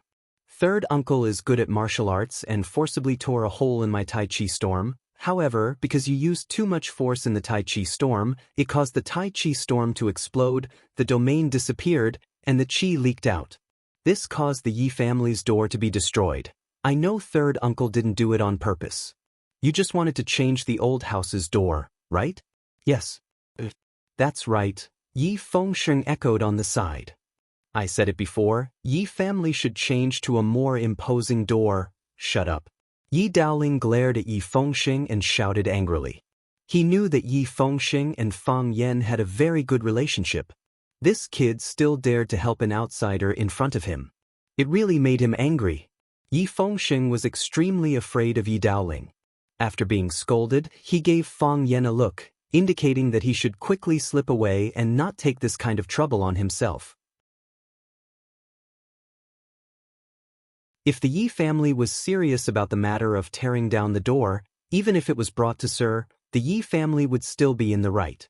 At that time, not only would Fang Yen have to bow his head and apologize, but grandfather Fang would also have to come and apologize. At that time, where would the Fang family's face be? Fang Yen understood his best friend's intentions, but he had no intention of leaving. Just as he said, before seeing Yi Ro, before confirming her safety, he would not leave the Yi family no matter what. He believed in his own premonition and judgment. Yi Daoling looked at Fang Yen and said, "According to what you said, I was the one who tore down the door?" Fang Yen nodded and said, "You were the one who tore down the door. Since I tore it down, then I won't ask you to compensate." Fang Yen looked at Yi Daoling with a face full of astonishment. He thought, what does this uncle mean? Just now, he looked like he was going to denounce me, but he was convinced with a few words? It was not the first time that Fang Yen dealt with Yi Daoling. He knew that Yi Daoling was a man with great wisdom. How could such a person be easily convinced? Yi Daowen also looked at Yi Daoling with a puzzled expression, his face revealing a thoughtful expression. Yi Daoling ignored Fang Yan's scrutinizing gaze and said in a deep voice, "You still don't want to exchange a few punches with me?" Fang Yen shook his head and said, "I don't want to." Because Yi Daoling licked the blood stains at the corner of his mouth and said, "You feel that I am no longer qualified to be your opponent." Fang Yen had a hesitant expression and didn't directly answer his question. "You can speak frankly," Yi Daoling said. "I'm not a narrow-minded person. I'm worried about hurting third uncle. You are a gentle third uncle, and also my third uncle. In the future, we will still be a family. I don't want to hurt the relationship between uncle and nephew before we reach that step," Fang Yen said with a sincere expression, as if he was completely thinking for Yi Daoling's sake. Yi Daoling pointed at Fang Yen and yelled at the Yi Dao disciples, "Beat him up." The Yi Dao disciples heard Yi Daoling's order and each took out their weapons, preparing to attack Fang Yen. "Bastard!" An old voice resounded. With the help of a servant girl, the ancestor of the Yi family tiptoed over to this side. Yi Daoling quickly ran over to greet him and scolded, "Ancestor, why did you come out in the middle of the night? What if you get cold from the wind? Can I not come out?" The ancestor pointed at Yi Daowen, then at Yi Daoling and said, "You're already so old, yet you're still arguing with a child, aren't you ashamed?" Yi Daoling had an innocent expression and said, "Ancestor, I was just standing here watching the show, but I didn't say a word. Watching the show is also your fault." The ancestor said rudely, "The Fang family's boy is worried about Wenwan's safety and came to visit out of goodwill. Is this how you treat your guests? Is this how we Yi family's men treat our guests?"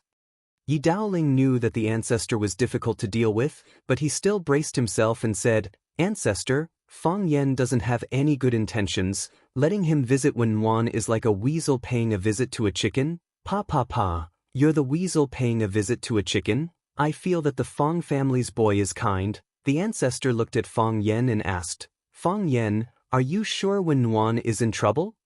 "Yes," Fang Yen answered firmly and said, "I just have this bad hunch. I hope Wenwan is fine, but I'm worried that if something happens, I might be able to help by her side. Okay, come with me, I'll take you to see Wenwan," the ancestor said. "Ancestor, this mustn't be done," Yi Daowen and Yi Daoling shouted at the same time. "Why mustn't be done?" the ancestor said with an unhappy expression. Yi Daowen and Yi Daoling looked at each other. Yi Daoling gave a look, meaning to say that I've said what I should say, and you're the big brother. At this time, you should stand up and take some responsibility. Yi Daowen cleared his throat, walked in front of the ancestor, and said in a low voice, "Ancestor, this mustn't be done. Wenwan is at the critical moment of her breakthrough. I don't think it's appropriate to be disturbed by outsiders at this time. In addition, Wenwan's retreat is in the stone room. The stone room is in a hidden location in the Yi family's ancestral temple. The Yi family's rules clearly state that only descendants of the Yi family can enter the Yi family's ancestral temple without permission." Yi Daowen looked back at Fang Yen and said, "Fang Yen, he's not a member of the Yi family, he's not qualified to enter the Yi family's ancestral temple."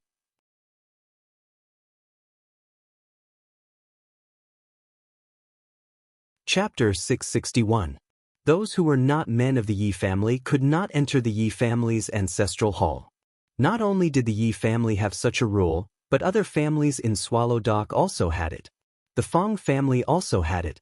If an outsider wanted to enter the Fong family's ancestral hall, the Fong family would definitely be extremely unwilling.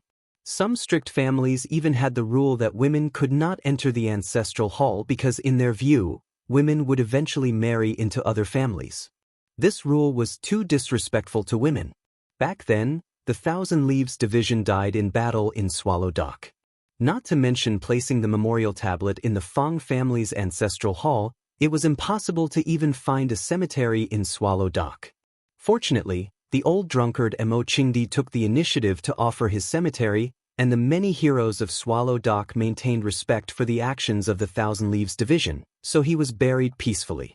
The stone room used by the Yi family for seclusion was in the basement under the Yi family's ancestral hall.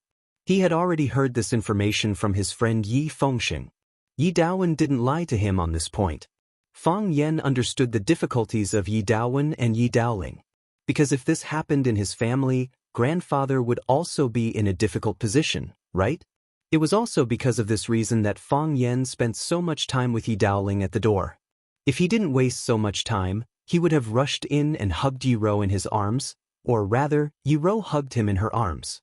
He just wanted to influence or conquer Yi Daoling so that he would agree to let him see Yi Ro. Without the permission of the Yi family, he wouldn't dare to break into the ancestral hall. Otherwise, the entire Swallow Dock wouldn't let this rude and unreasonable person go. Fang Yan would become the public enemy of Swallow Dock. When the old ancestor heard Yi Daowen's words, he also hesitated for a while. He raised his eyes and glanced at Fang Yan, then looked at Yi Daowen and asked, "Is there no other way?" Yi Daowen shook his head. He paused and said, "Unless Fang Yan is willing to marry into our Yi family and become a disciple of our Yi family." Fang Yan's heart suddenly tightened. "Father-in-law, don't play with your son-in-law like this, okay? Although I like your daughter very much, aren't you afraid of destroying our father-in-law and son-in-law relationship by making such a request to me? I am a very narrow-minded man." Yi Daoling chuckled and said, "If Fang Yan is willing to marry into our Yi family, there will naturally be no problem with this matter. I will even no longer oppose him, and when Ro dash, the main reason why the Yi family did not agree to Fang Yan and Yi Ro being together was because they did not want the martial artist with the greatest potential and future in their family to become someone else's." It had been hundreds of years, and the Yi family only had the chance to produce a martial artist who was in the Tao of Heaven, but he was going to be tricked by that bastard from the Fong family or some other bastard from another family. Who the hell could tolerate something like this? How many people in the Tao of Heaven were there in the world? This was not cutting flesh, this was digging out the heart. The Yi family needed an elite in the Tao of Heaven, and they needed Yi Wenru to protect the Yi family. In that case, the status of the Yi family would rise again. Those who knew the truth would look at the Yi family in a new light. Even the elders behind the red wall would look at the Yi family in a new light. After all, the country or they themselves also needed the help of an elite in the Tao of Heaven to deal with some troublesome matters. And in Neijiang, having an elite in the Tao of Heaven was equivalent to having a gold medal. Who would dare to provoke a family with an elite in the Tao of Heaven? When Mo Lightly Enemy was promoted to the Tao of Heaven, how glorious was the Fong family? How could the Fong family hold their heads up high? Mo Lightly Enemy waited at home for a year, but no one came to challenge him. He had just been promoted to the Tao of Heaven. This was like a woman who had just bought a dress, or a man who had just bought a luxury watch. No one came to ask him to go shopping or play cards. How could he have the chance to show off his new love in front of others?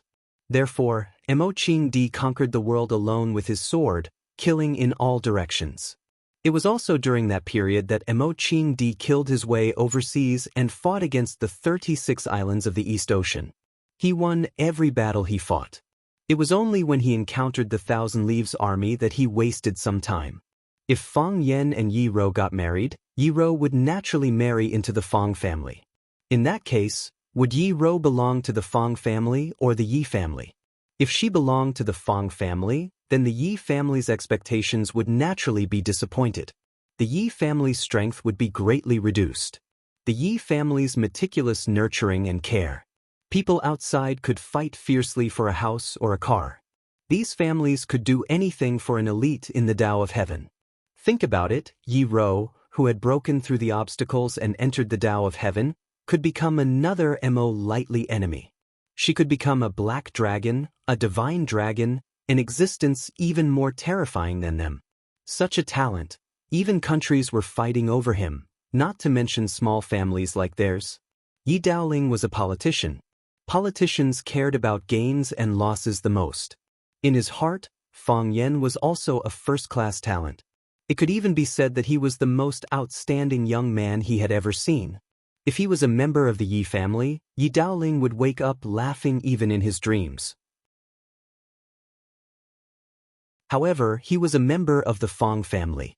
He could even steal Yi Ro from the Yi family. This couldn't be. Absolutely not. However, if he could marry into the Yi family, not only would the Yi family not lose Yi Ro, they would also have Fang Yan. Yi Daoling would probably dream every night, and every time he dreamed, he would wake up laughing. Hearing Yi Daoling's suggestion, the Yi family's children were all full of joy. Some of them were on good terms with Fang Yan, some were not on good terms with Fang Yan.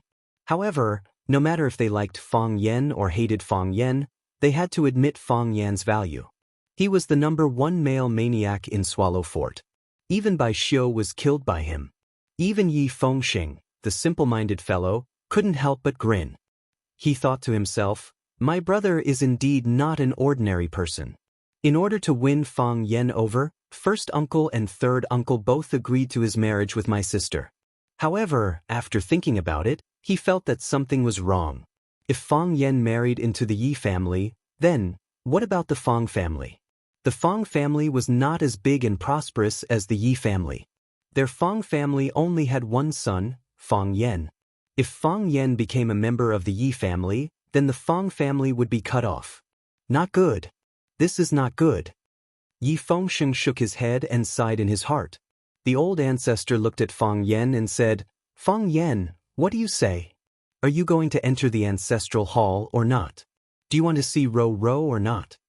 Fang Yan bowed to the old ancestor and said apologetically, Fang Yan blames himself for disturbing the old ancestor's rest in the middle of the night. When the sun rises, I will kowtow to the old ancestor to apologize. Thank the old ancestor for speaking up for me. Thank the old ancestor for protecting and loving me. Fang Yan looked at Yi Daowen and Yi Daoling and said, I understand first uncle and third uncle's difficulties. Only direct descendants can enter the ancestral hall. The Yi clan has such a rule, our Fang clan also has such a rule, and the other clans of Swallow Dock also have such a rule. I, Fang Yan, am a person with no authority. I cannot allow others to remove these rules for my sake. Big Brother said that as long as you are willing to marry into the Yi family, I am willing to personally lead you into the ancestral hall and let you see Ro Ro. Yi Daoling did not forget to persuade Fang Yan and said with a smile, Thank you, uncle, and thank you, third uncle. Thank you for giving me such a good suggestion. But I cannot agree. Fang Yan said with a firm expression. My grandfather had 2 brothers. He also had an older brother, but he died young, leaving only one daughter to marry abroad. She had no contact with the Fang family for many years. My father was the only son in my grandfather's family, and all 3 of my aunts were married. 3 years ago, my father was killed by Bai Xiu at the entrance of Swallow Dock. The old drunkard, in my heart, has always been my uncle and my father's brother. He went to the land of extreme cold. I don't know if he can come back. I am the only one left in the Fang family. I cannot marry into the Yi family. I need to stay at home to take care of the elderly. I need to stay at home to inherit the bloodline. I need to carry forward the essence of Fang's Tai Chi. I need people to mention the Fang family and not say that there is no man in the family. I am the face of the Fang family. I am a flag raised by the Fang family. I have too many responsibilities on my shoulders, and they're too heavy. So, I cannot marry into the Yi family. Hearing what Fang Yan said, everyone was not surprised at all. If Fang Yan agreed, it could only prove 2 points. First, there was something wrong with Fang Yan's head. Second, there was something wrong with Fang Yan's character. He abandoned his father and mother and was willing to marry into the Fang family for a woman. Was such a man worthy of trust and entrustment? Hearing Fang Yan's words, Yi Daoling felt it was reasonable. He felt some pity in his heart. He sighed and said, Fang Yan, you have your reasons not to marry into the Fang family. We also have our reasons not to let you in. We understand you, and you have to understand us. So, let's drop this matter. We don't need you to pay for the door. It's getting late. Even the ancestor got up to stay up with you. Go back quickly. Let our Yi family return to peace. I can't go back. Fang Yan said stubbornly, I still want to enter the Yi family's ancestral hall. I also want to see Yi gentle. I feel that she is in danger. If I leave at this time, the ancestor sighed softly and said, Little Yanzi, I know you are infatuated with gentle. But this matter is really difficult to deal with. How about, ancestor, this time, let me use my own method to solve the problem. Fang Yan bowed to the ancestor again and said with a smile after getting up. His smile was very faint, but also very warm. It made people feel happy. What method do you have? The ancestor asked curiously. Fang Yan looked at the many Yi family men present and said, You have the rules to not let me in. I also have my reasons to go in. So, if I force my way in, you can't stop me. Fang Yan, don't you dare. Yi Daoling was furious. Is this kid crazy? Fang Yan's figure had already disappeared on the spot, rushing towards where Yi Daoling was standing.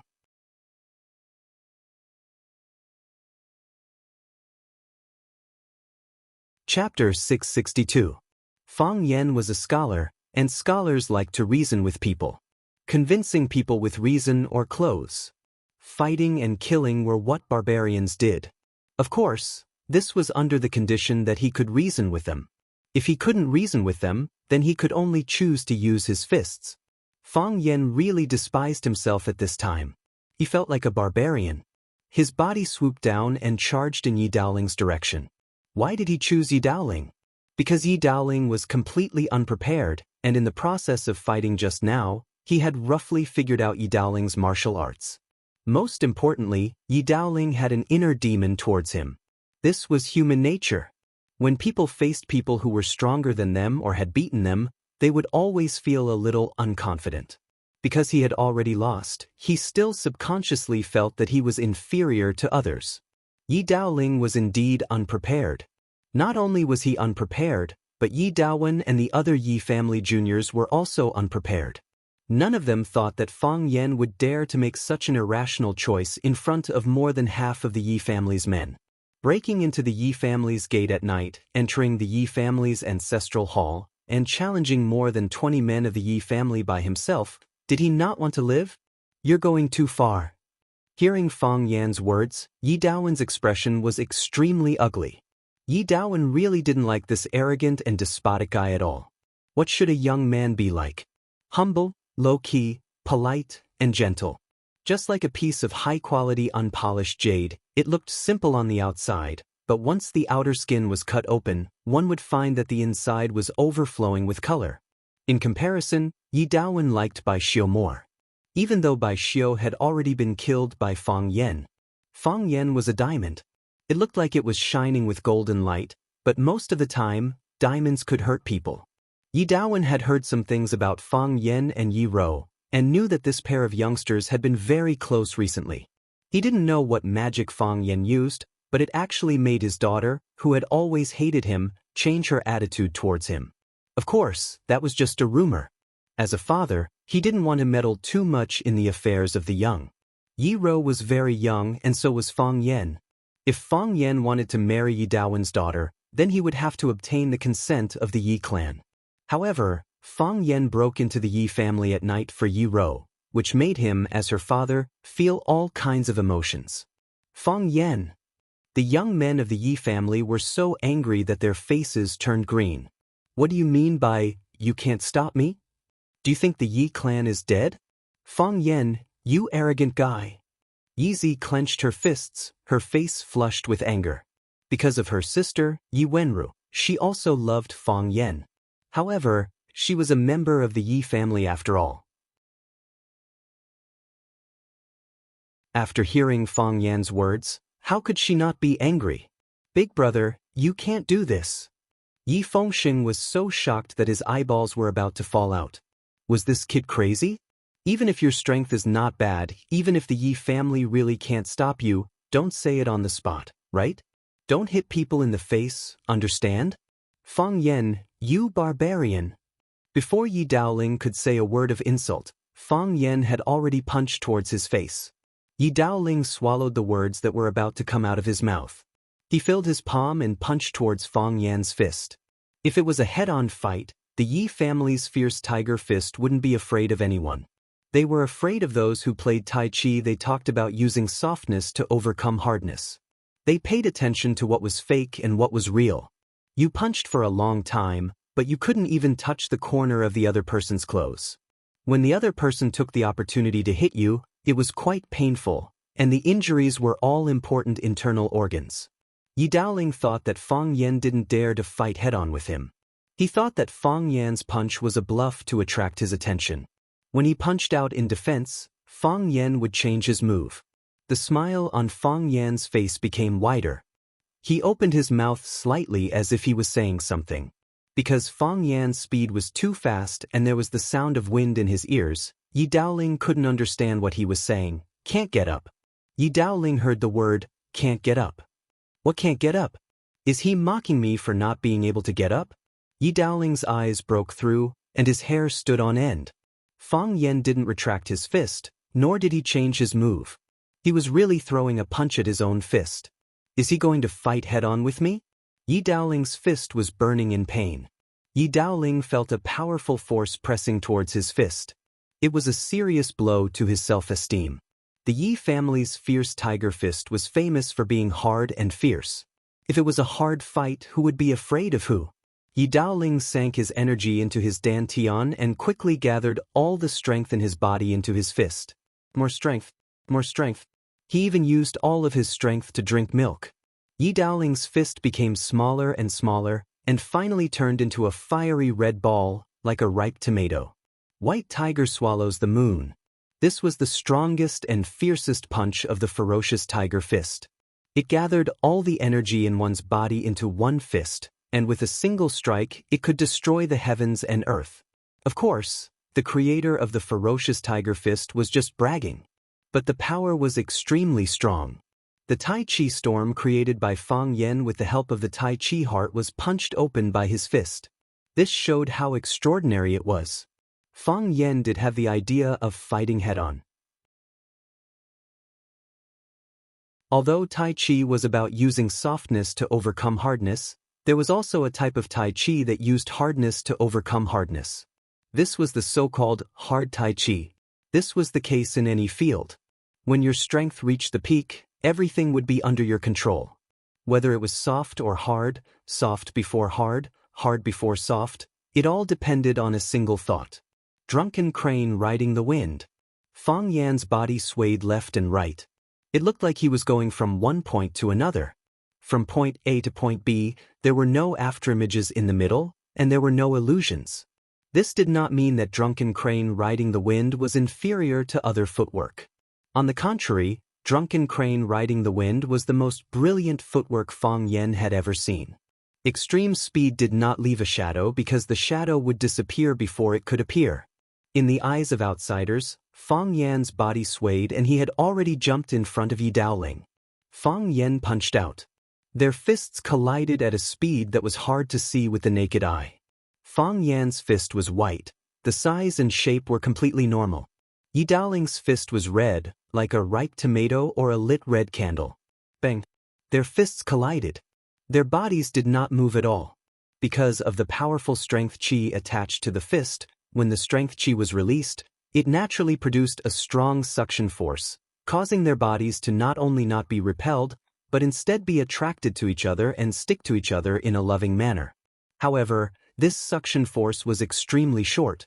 It might only be a few tenths of a second or even shorter. A majestic and powerless force was released from their fists. Their bodies were suddenly pushed out by the force. Boom! The energy exploded.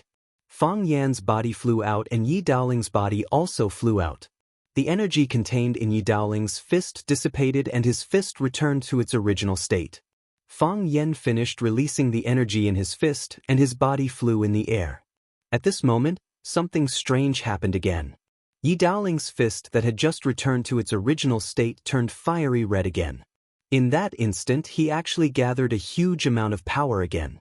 White tiger swallows the moon again. Yi Daoling actually hid his strength. He had cultivated for many years and the power contained in his body could guarantee that he could use white tiger swallows the moon twice in a row. His body paused in the air and then like a cannonball, he once again blasted towards Fang Yan's head. Crack, crack, crack. The energy around the fist surged. The fiery energy burned the air it touched in the process, making crackling sounds. Fang Yan felt danger. Yi Daoling's white tiger swallows the moon was used again, which was what we often called second drive. Of course, this move was more advanced than second drive. Because second drive was used when the first force was reserved and the body's remaining strength was used again.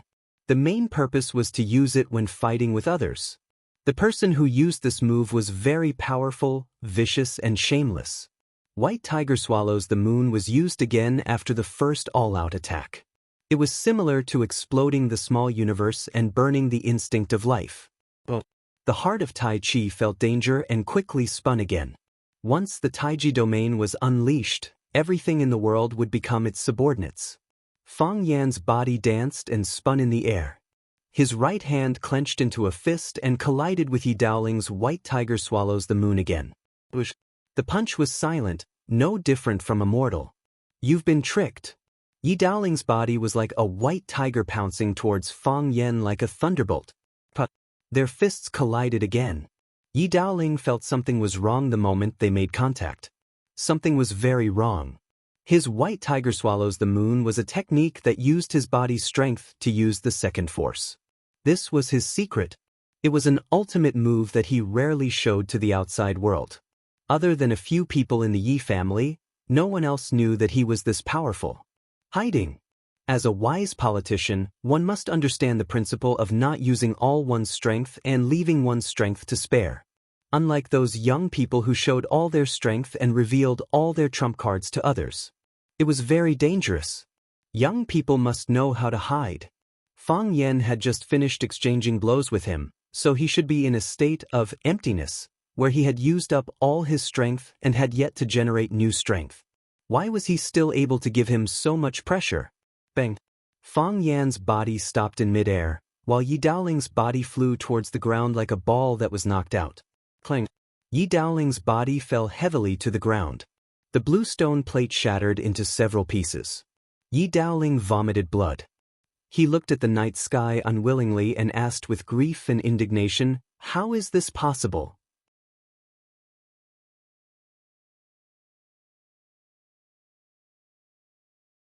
Chapter 663.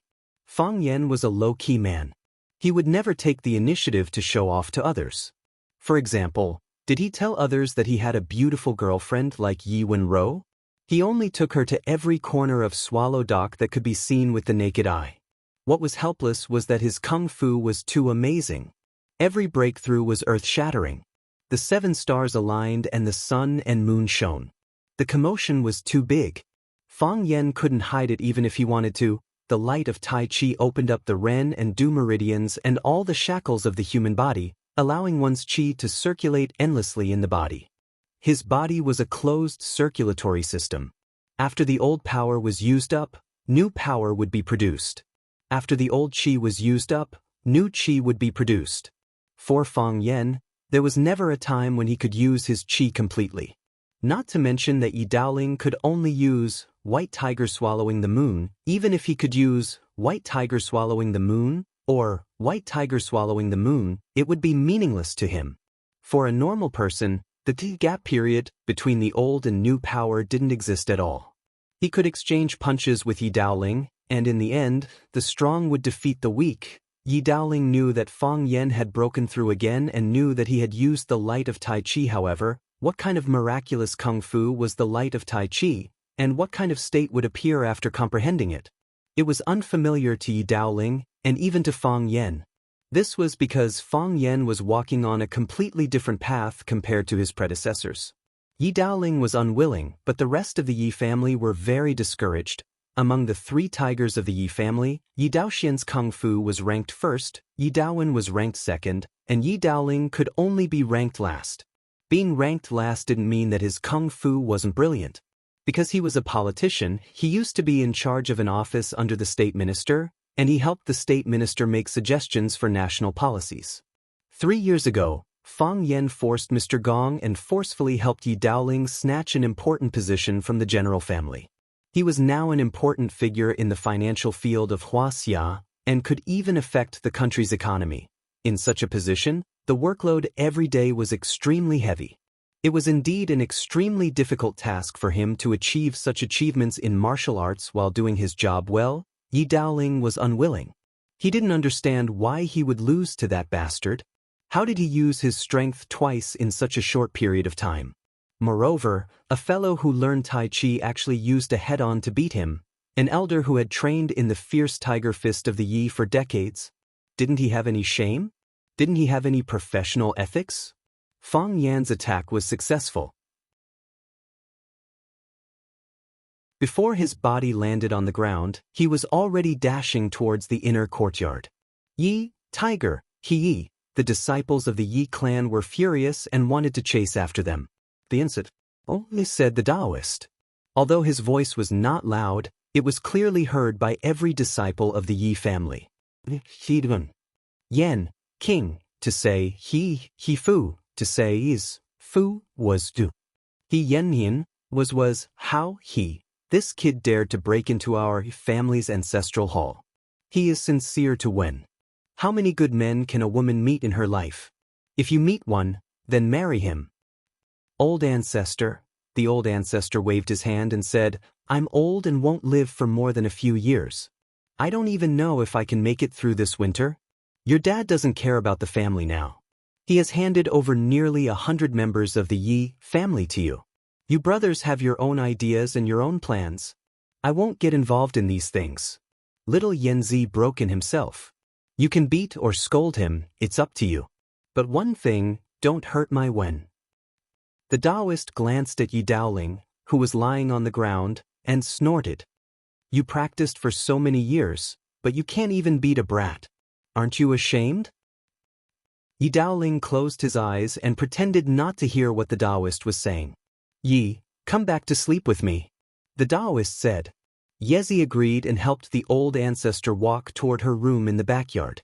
After the ancestor left, all the Yi family disciples in the courtyard looked towards Yi Daowen, waiting for his order, to chase after him or retreat. Yi Daowen waved his hand and said, be in charge of wind sound. Everyone, guard your posts. As for Wenua, I don't think that kid would dare to act recklessly. Yi Fengxing smiled and agreed. He clapped his hands and shouted, disperse, disperse, everyone disperse. The disciples of the Yi clan were dissatisfied, but they could only disperse. Yi Daowen walked to Yi Daoling's side and squatted down. He looked at the blood at the corner of his mouth and asked, are you all right? I'm fine. Yi Daoling panted lightly. This kid has improved again. It seemed like the Tai Chi light had transformed his bodily functions and unlocked the layers of shackles in his body. There were countless meridians and acupoints in the human body. If one was blocked, then hundreds would be blocked. If one was blocked, then hundreds would be unblocked. He was completely unobstructed. I could feel that he had used his full strength when he had punched me. If it was a normal person, it would be impossible for him to gather his aura again so quickly. This battle, it was not unjust that he lost. Yi Daowen sighed and said, he is a talent. He is simply a genius, Yi Daoling said. He might be the second Mo Qingdi. Yi Daowen's expression was grave as he said, you think so highly of him? I think his achievements might be above Mo Qingdi, Yi Daoling said. A person with talent isn't scary, And knowing how to work hard isn't scary. The scariest thing is that even the heavens are looking after him. Think about it, how many times has he broken through in these years? How many opportunities has he encountered? As the old saying goes, where there is a will, there is a will. However, as the old saying goes, everything is predestined. This child is a person with good fortune. It's a pity, Yi Daowen said. Yes, it's a pity. Fang Yan is not a disciple of my Yi clan. The Fang clan has a Fang Yan, the Yi clan must have a Yi Wenhua. Yi Daowen said firmly. Yi Daoling smiled bitterly and said, the ancestor seems to like that kid a lot. The ancestor said that he will no longer participate in these matters. Yi Daowen said, we have to think about the future of the Yi clan. Then I can only wrong Nuo. Yi Wenhua's condition was getting worse and worse. It was difficult for her to see, difficult for her ears to hear, and difficult for her brain to think. In her brain, countless scenes of Fang Yan flashed. Fang Yan who had turned into a white crane, Fang Yan who had turned into a young deer, Fang Yan who had turned into a malicious spirit, Fang Yan who had a knife on his neck. They flashed quickly in front of you, so you couldn't see anything clearly. They kept talking in your ears, so you could only hear noises. He was a curse in your mind, a nightmare in the depths of your soul. Choice. He had to make a choice. Either he broke the neck of the white crane, or he sucked the hot blood of the young deer, or he cut off the head of the enemy. He had to make a decision. Otherwise, he would be punished by the laws of the heavens. With one sword strike, everything would be cleansed. She would no longer have to endure this endless pain and worry. She would pry into the heavens and become the youngest person to conquer the heavens, and she would be a woman. Yi Ro, these 3 words were likely to be recorded in the annals of history. She could flash her name in the long river of history like countless martial arts sages, and be admired and worshipped by future generations. She could challenge the divine dragon, or she could challenge the black dragon. She could defeat them and replace them. However, in that case, she would have to give up on Fang Yan. She had to cut off her emotions, cut off her roots, and become an immortal without emotions and distracting thoughts. The heavens was supreme, so it made people feel that it was unreachable. It was precisely because of this characteristic that if she wanted to conquer the heavens, she could only wholeheartedly serve the Tao. The divine dragon wholeheartedly served the Tao, the black dragon wholeheartedly served the Tao, and Mo Qingdi wholeheartedly served the Tao back then. If it wasn't for a woman messing up his Tao heart, perhaps he wouldn't have lost so miserably in the battle against the divine dragon. Yi Ro also had to wholeheartedly serve the Tao and let go of all her emotions and desires. Yi Ro couldn't bear to. How could she give up? They had just started. She had just experienced the beauty of being in love, the shyness of blushing, and the pleasure of her heart racing. She had just become Fang Yan's girlfriend, and they hadn't even kissed seriously. She could give up on Fang Yan and choose the heavens. Or she could give up on the heavens and choose Fang Yan. Whether it was feelings or the heavens, each could only be one. This was indeed a difficult choice. Yi Ro's clothes were completely soaked, as if she had just been scooped out of the water. Her body rolled on the stone bed, and her expression was twisted, as if she was about to be torn apart by the 2 opposing emotions. This was the consequence of the backlash from the heavens. The critical point of breaking through meant that one of her feet had already stepped on the threshold of the heavens. Half of her body was inside the door, and the other half was outside. At this time, she could either barge in and become a master of the heavens, or she could be kicked out and be severely injured, or even unable to step on the path of martial arts for the rest of her life. In the process of climbing the heavens, there were countless examples of failure. Some people were lucky, and after failing, they would only lose a lot of energy, which could be recovered after a few days of repair.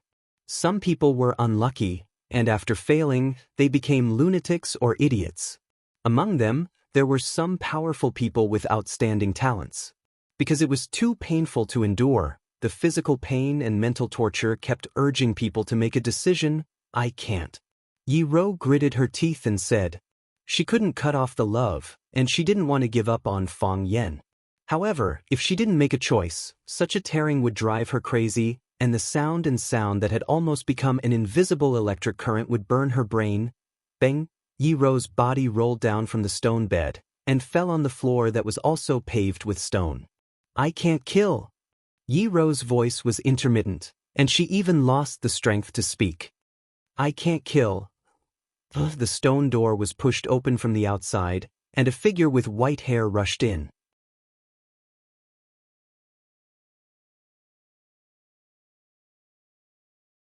Chapter 664. One step forward is heaven, one step back is hell. These were the two different results of climbing the heavenly axiom and the different feelings brought about by the different results. Some people would feel that it was strange. Since it was so difficult to climb the heavenly Tao, why didn't one just give up when it was difficult to make a decision? If it didn't work this time, he would climb it next time. If it didn't work next time, he would try again the next time. This time, I'm asking you to sever your emotions. Next time, I might just ask you to cut off your hair and cut off your hemorrhoids. At least it's much easier to accept than becoming a stone person with a heart of ice in a jade pot, right? If it was really that easy, then why would countless people sigh about how difficult the heavens Tao was? He could climb whenever he wanted. Why would there be the critical point of breakthrough that people often talked about? When are you going to break through? Whether or not there was a chance to break through was a kind of intuition, a kind of epiphany. There were people who cultivated arduously their entire lives and suddenly had an epiphany on their deathbed. They would sit on a wall in fear and climb to the heavenly Tao realm overnight. There were also young children who unknowingly entered the heavenly Tao realm. Of course, that sort of situation was extremely rare, and it was a special case. Martial artists like Yi Ro who had already begun to climb the heavenly way at such a young age were also very rare. Most of them began to take this step in their prime at the age of 34. This was because the martial artists of that period were sufficiently knowledgeable and had accumulated sufficiently. Whether it was their mental state or physical strength, they were at their peak. All the basic conditions were prepared to the best, and when the opportunity came, he would take the next step steadily. Only then would his chances of success be higher. If he failed, then not only would he not be able to enter the realm of the heavens Tao, he would even be injured by the heavens Tao. That would truly be a huge loss. This was also the reason why the Yi family attached so much importance to Yi Ro's breakthrough. No one wanted to bear the loss of failure. Even if Yi Ro didn't ascend to heaven now, she was still a Tao-seeking realm expert. With her talent, it was only a matter of time before she entered the heavenly Tao realm. However, if he failed in his ascent, not only would the Yi family lose a heavenly Tao realm expert, but they would also lose a Tao querying realm expert. It was easy to find Tao querying realm experts, but it was difficult to find such a young and outstanding Tao querying realm expert. I can't kill you. I can't kill you. Yi Ro's body rolled on the stone floor. She held her head desperately with both hands, wishing she could pull her head off her neck. She could not kill Fang Yan. She could not bear to cut off her love for him. With one slash, he would forget all his emotions for life. Otherwise, the backlash from the heavenly Tao would be even more intense. It was too painful. He felt as if his head was about to explode. Countless images spun in his mind, countless voices screamed in his ears, and a tidal wave of information rushed into his brain. She was about to go crazy. Yi Ro's body began to sweat profusely, and a large amount of sweat oozed out.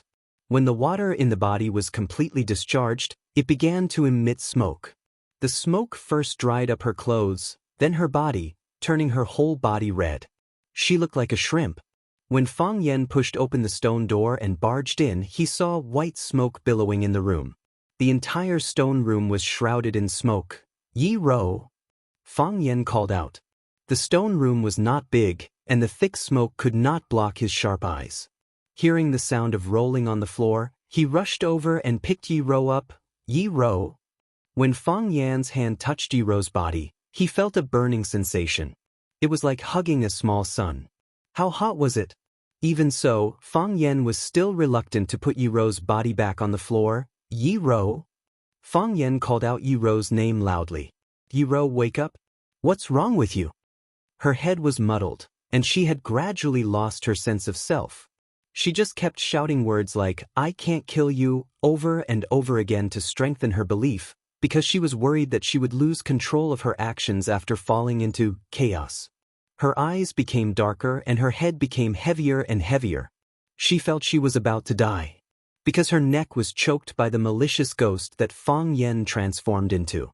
Her throat was dry and burning, and she could hardly breathe. In her hazy consciousness, she heard Fang Yan's voice. "Fang Yan," Yiro called out.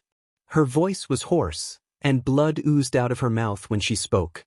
Her mouth was full of blood, which flowed out from the corners of her mouth, which was a ghastly sight. "Yiro, you'll be fine." Fang Yan hugged Yiro tightly, wanting her to feel his strength and to know that he was with her. One of Fang Yan's palms pressed on Yiro's back, trying to transfer his true qi into her body and gather their strength to overcome this difficulty together. However, just as the vital energy in his palm was released and touched her body, it was violently pushed back by a strong and unparalleled force. After squeezing out Fang Yan's strength, it didn't stop there. It even wanted to attack the insides of Fang Yan's body through his palm. It was like a blood-sucking bug that wanted to occupy Fang Yan's body. Now Yiro was like a living mountain in its active phase. Her body was full of raging waves and raging flames. Her body formed a self-cycle and formed an independent little universe. If no external force intervened, it would continue to stay in this state. The temperature would get higher and higher, and the waves would get bigger and bigger. It might also gradually extinguish and die. If external force intervened, it would become violent and restless. It would become a ferocious monster, baring its teeth and roaring, devouring all the enemies who tried to offend it. Fang Yan's palms were bounced off and he felt a burning pain in his palms. "Yiro!" Fang Yan exclaimed. He didn't dare to try again, because if he was careless, the force he transferred into Yiro's body might cause a volcanic eruption. What would Yiro be like after the volcanic eruption? Fang Yan didn't dare to imagine. Yiro's body lay weakly in Fang Yan's arms. Because of the bleeding in her mouth, it was difficult for her to even speak. She could only hold Fang Yan tightly and put her burning, purplish-red arms around Fang Yan's waist. "Even if I die," Yiro thought, "at least I won't have any regrets." Thinking of this, the pain on Yiro's face eased a lot, and her struggling and twisting body calmed down a lot. "Yiro, you'll be fine. I won't let anything happen to you," Fang Yan said in a sorrowful and indignant voice with determination in his eyes. "Nothing can trouble me. Just hold on for a while and give me some time." Yes, Fang Yan needed time. He couldn't use Tai Chi to calm the riot in her internal organs, and ordinary medical skills and medicines couldn't bring down her fever. It was too late to spend a lot of money to hire that greedy doctor. What should I do? What should I do? Spring on a withered tree. An idea flashed across Fang Yan's mind. Suddenly he thought of the unique Taoist skill, spring on a withered tree, that the old Taoist had performed in front of him. Even a withered tree could be rejuvenated, so it shouldn't be difficult for Yiro, who had fallen into a demon, to return to her normal state. However, the old Taoist was on Xianxia Mountain, or in other places. That old guy was elusive and didn't like to use high-tech communication tools. Even if he could find him, it would be several days later. With Yiro's current physical condition, even if she was much stronger than ordinary people, she wouldn't be able to hold on for more than 2 hours. What could Fang Yan do in 2 hours? He wanted to use spring on a withered tree to cure Yiro, to calm her inner fire, and to expel the demon in her heart. But he didn't know how to do it. He only comprehended the first stage, withered tree, but how did he achieve the second stage, spring on a withered tree? How could she regain her vitality after losing her life? Fang Yan blamed himself in his heart. If he had worked harder, if he hadn't been bothered by so many things, if he had focused on practicing martial arts, if he had stayed by the old Taoist side to observe and learn more, maybe he would have comprehended the essence of spring on a withered tree. In that case, he would have been able to save Yiro. Why didn't I do that? Fang Yan wanted to slap himself dozens of times. Yiro's body was getting hotter and hotter, and the black exercise clothes she was wearing began to wrinkle and crack due to the loss of moisture. Even so, her hands were still holding Fang Yan's waist tightly. She didn't show any signs of letting go. Her breathing was getting weaker and weaker. Fang Yan put his hand on Yi Ro's chest, but he couldn't feel her heartbeat. Yi Ro! Fang Yan roared hoarsely. Watching the woman he loved the most die in his arms without being able to do anything, this was harder to accept than 1,000 arrows piercing through his heart. Fang Yan, you idiot, don't pull my braid. Fang Yan, you bastard, how dare you pick my plum blossom. Fang Yan, get up. Don't lie on the ground and pretend to be dead. Fang Huahua, I'm going to kill you. Fang Yan. Fang Yan's eyes were bloodshot, and big drops of tears fell down. Tears fell on Yi Ro's face. Yi Ro's eyelids moved with difficulty, but she still couldn't open her eyes. Yi Ro? Fang Yan gnashed his teeth and said, You can't die. You said you would kill me 126 times, but you haven't done it. So you can't die. Fang Yan picked up Yi Ro's body and laid her on the stone bed. Then he put his palm flat on Yi Ro's belly button. Move a mountain. Fang Yan wanted to move the volcano in Yi Ro's body into his own. Since the volcano needed to erupt, he would erupt in his body.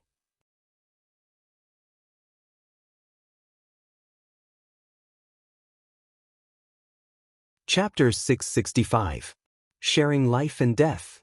Most of these words appeared in movies or in the lyrics of musicians. In reality, how many people could do it? If you were alive, we would share joys and sorrows. If you were dead, another person would come to comfort you.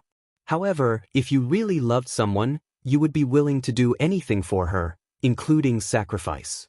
Don't laugh at the scenes in movies and TV dramas where people took the bullet for their lover. In reality, such people did exist. They were extremely rare, but they were also more precious. Fang Yan was one of them. Fang Yan only comprehended the dead wood, but he didn't understand spring. Therefore, he came up with a compromise. He transferred the volcano in Yi Ro's body to himself and let himself bear the pain and all the consequences of the eruption of the volcano. In this way, Yi Ro could escape the heavenly tribulation and stand in front of him in a lovely and cold way again. He liked Yi Ro's arrogant look so much. Wearing plain black or white clothes, with a cold expression and indifferent eyes staring at you, as if this person is not familiar with me at all, even if the two of us have confirmed the relationship of love. However, when they were in front of others, they still walked separately. Yi Ro walked in front, and Fang Yan followed or walked beside her. Fang Yan wanted to reach out and hold her little hand several times, but she brushed it off without hesitation. She disdains to show off to others that she has an excellent boyfriend. Fang Yan always comforted himself in this way. Fang Yan pressed his palm on Yi Ro's belly button. The fire in her dantian burned more fiercely, and the clothes there were burnt. As soon as Fang Yan's palm touched it, the clothes suddenly burned into ashes. Yi Ro's round belly button and purple-red skin were naked in front of Fang Yan. Fang Yan's hand directly pressed on Yi Ro's skin. Yi Ro slightly raised her eyebrows, but soon returned to normal. Her remaining consciousness told her what was happening, but there was no room for her to resist. The temperature was still gradually increasing, and Fang Yan's palms could feel a scorching heat wave. Bang! As soon as his palm came into contact with it, a powerful force struck his palm. It was as if a hand stretched out from Yi Ro's belly button and slapped hard on Fang Yan's palm. The energy released by Fang Yan was dispersed and mercilessly expelled from Yi Ro's body. Just like last time, the energy was extremely overbearing. It wanted to enter Fang Yan's body through Fang Yan's arm and occupy a new body. Although Yi Ro was young, her cultivation was not low. The energy in his body was abundant, and his Zhenqi surged. He was truly not someone easy to deal with. Fang Yan's first attempt failed, so he pressed his palm on her belly button again. But that powerful force pushed forward again. Fang Yan pressed down hard, and at the same time, exerted strength in his palm. Fang Yan poured his true qi into Yi Ro's dantian, and the true qi in Yi Ro's body surged toward him. Fang Yan increased his strength, and the boiling hot qi also increased its strength. Fang Yan increased his strength again, and the counterattack was also stronger and more majestic. Back and forth, The two of them played an interesting game that wasn't very clever. Fang Yen concentrated his qi in his dantian and gathered all his strength on his right palm that was pressing on Yi Ro's belly button. The powerful qi swept over and rushed toward Yi Ro's belly button. The volcano in Yi Ro's body became angry. It felt that its dignity was being challenged. Boom! The volcano drew strength from all the meridians and acupoints in Yi Ro's body and crushed toward Fang Yan's palm with great force. If you are hard, I will be harder. If you are strong, I will be stronger. This was a fight of life and death. Logically speaking, Fang Yan should have used his energy again to support himself. However, after he released his energy to attract all the power of the volcano inside Yi Ro, he suddenly withdrew his energy.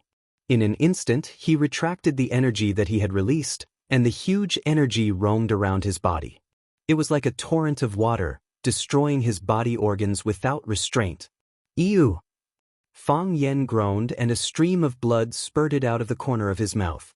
Not only that, but the true qi of the volcano that Fang Yan had seduced was also brought into his body. He had succeeded in the first step and successfully moved the volcano inside Yi Ro's body into his own. The true qi was not only strong, but also had a smell of gunpowder. It was like a canal of molten steel or a small burning flame, swishing in Fang Yan's body. Every time it passed through, it was like a burning steel knife scraping the inside of Fang Yan's meridians. Fang Yan was scraped over and over again. Ew! Ew! Fang Yan spat out mouthfuls of blood, and the blood splashed on Yi Ro's face and body. He stretched out his hand, wanting to help Yi Ro wipe it. Suddenly, the strength that was drawn back for the first time collided with the power of the volcano that was drawn from Yi Ro's body. A loud sound rang out, causing Di Yan's internal organs to distort and shift along with it. A spicy taste choked his throat, as if he had just swallowed a large amount of chili. His eyes, nose, mouth, and ears were all spurting out blood, like a small spring. Fang Yan's vision darkened, and his body fell heavily to the ground. In the backyard, Yi clan's ancestral hall. Yi Daowen and Yi Daoling stood at the entrance of the Yi clan's ancestral hall. The men of the Yi clan stood in 2 rows. Except for the men who stayed behind to guard the 4 sides, everyone else was gathered here. Yi Daoling's injury was not serious because Fang Yan did not use his full strength. Otherwise, it would be normal for him to not be able to get out of bed for 3 to 5 months. Normally, the Yi clan's ancestral hall's door was closed. Except for important festivals or when a member of the family committed a great crime, it was usually not open. However, no matter what reason it was opened in the past, those who could enter the door were all members of the Yi family.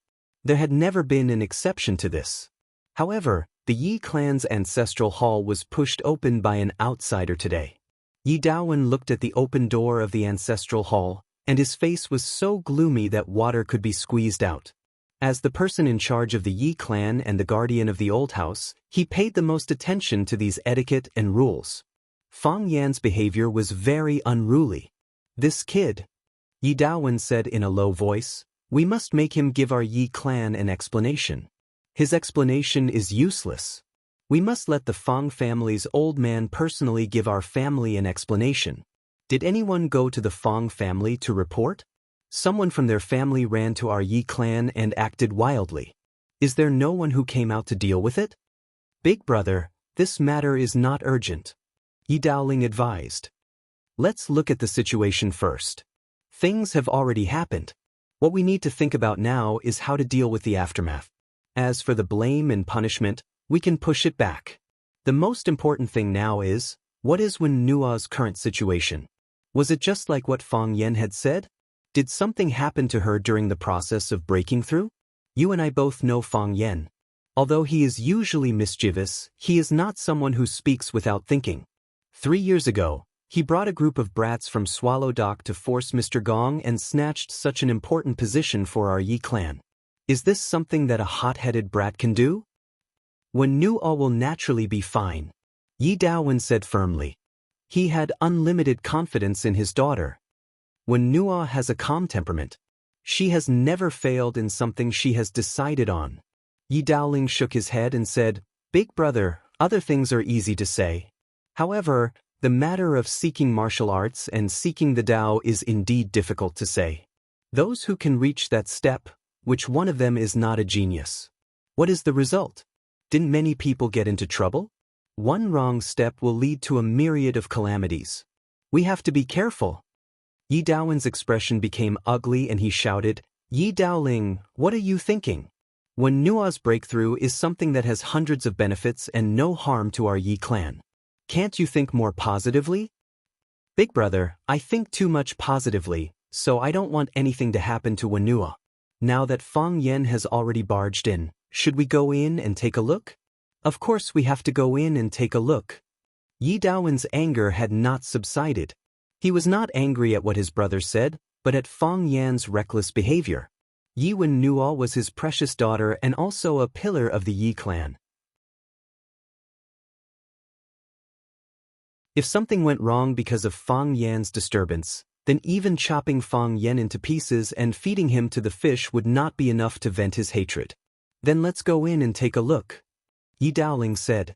He led the way and took the lead to walk into the ancestral hall. Yi Daowen sighed and followed closely into the ancestral hall. Yi Fengsheng and his cousins behind him looked at each other and all followed into the ancestral hall.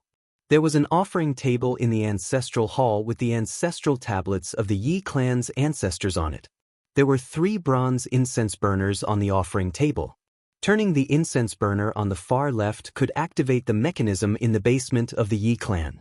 Yi Daoling turned the incense burner 3 times to the left and 2 times to the right, and a stone door appeared in the middle of the wall. When Yi Daowen stepped into the stone door, he turned back and glared at Yi Fengsheng. He scolded, "Unfilial son, if it wasn't for your loose lips, how could Fang Yen find our Yi clan's secret passage?" Yi Fengsheng's expression was timid and he did not dare to speak. The secret passage in the Yi clan's ancestral hall was indeed revealed by him. Who told him to like to play hide and seek with Fang Yen when he was young? Passing through the stone wall, they walked into a long stone tunnel. There were 2 stone rooms at the entrance. One was used for seclusion, and the other was used to avoid disaster and escape. Yi Daoling carefully pushed open the stone door on the left. After taking a look, he hurriedly closed the stone door again. Yi Daowen was shocked and asked, "What happened?" "Be gentle with her. Her clothes are gone." Yi Daoling hesitated for a moment and said with a sigh,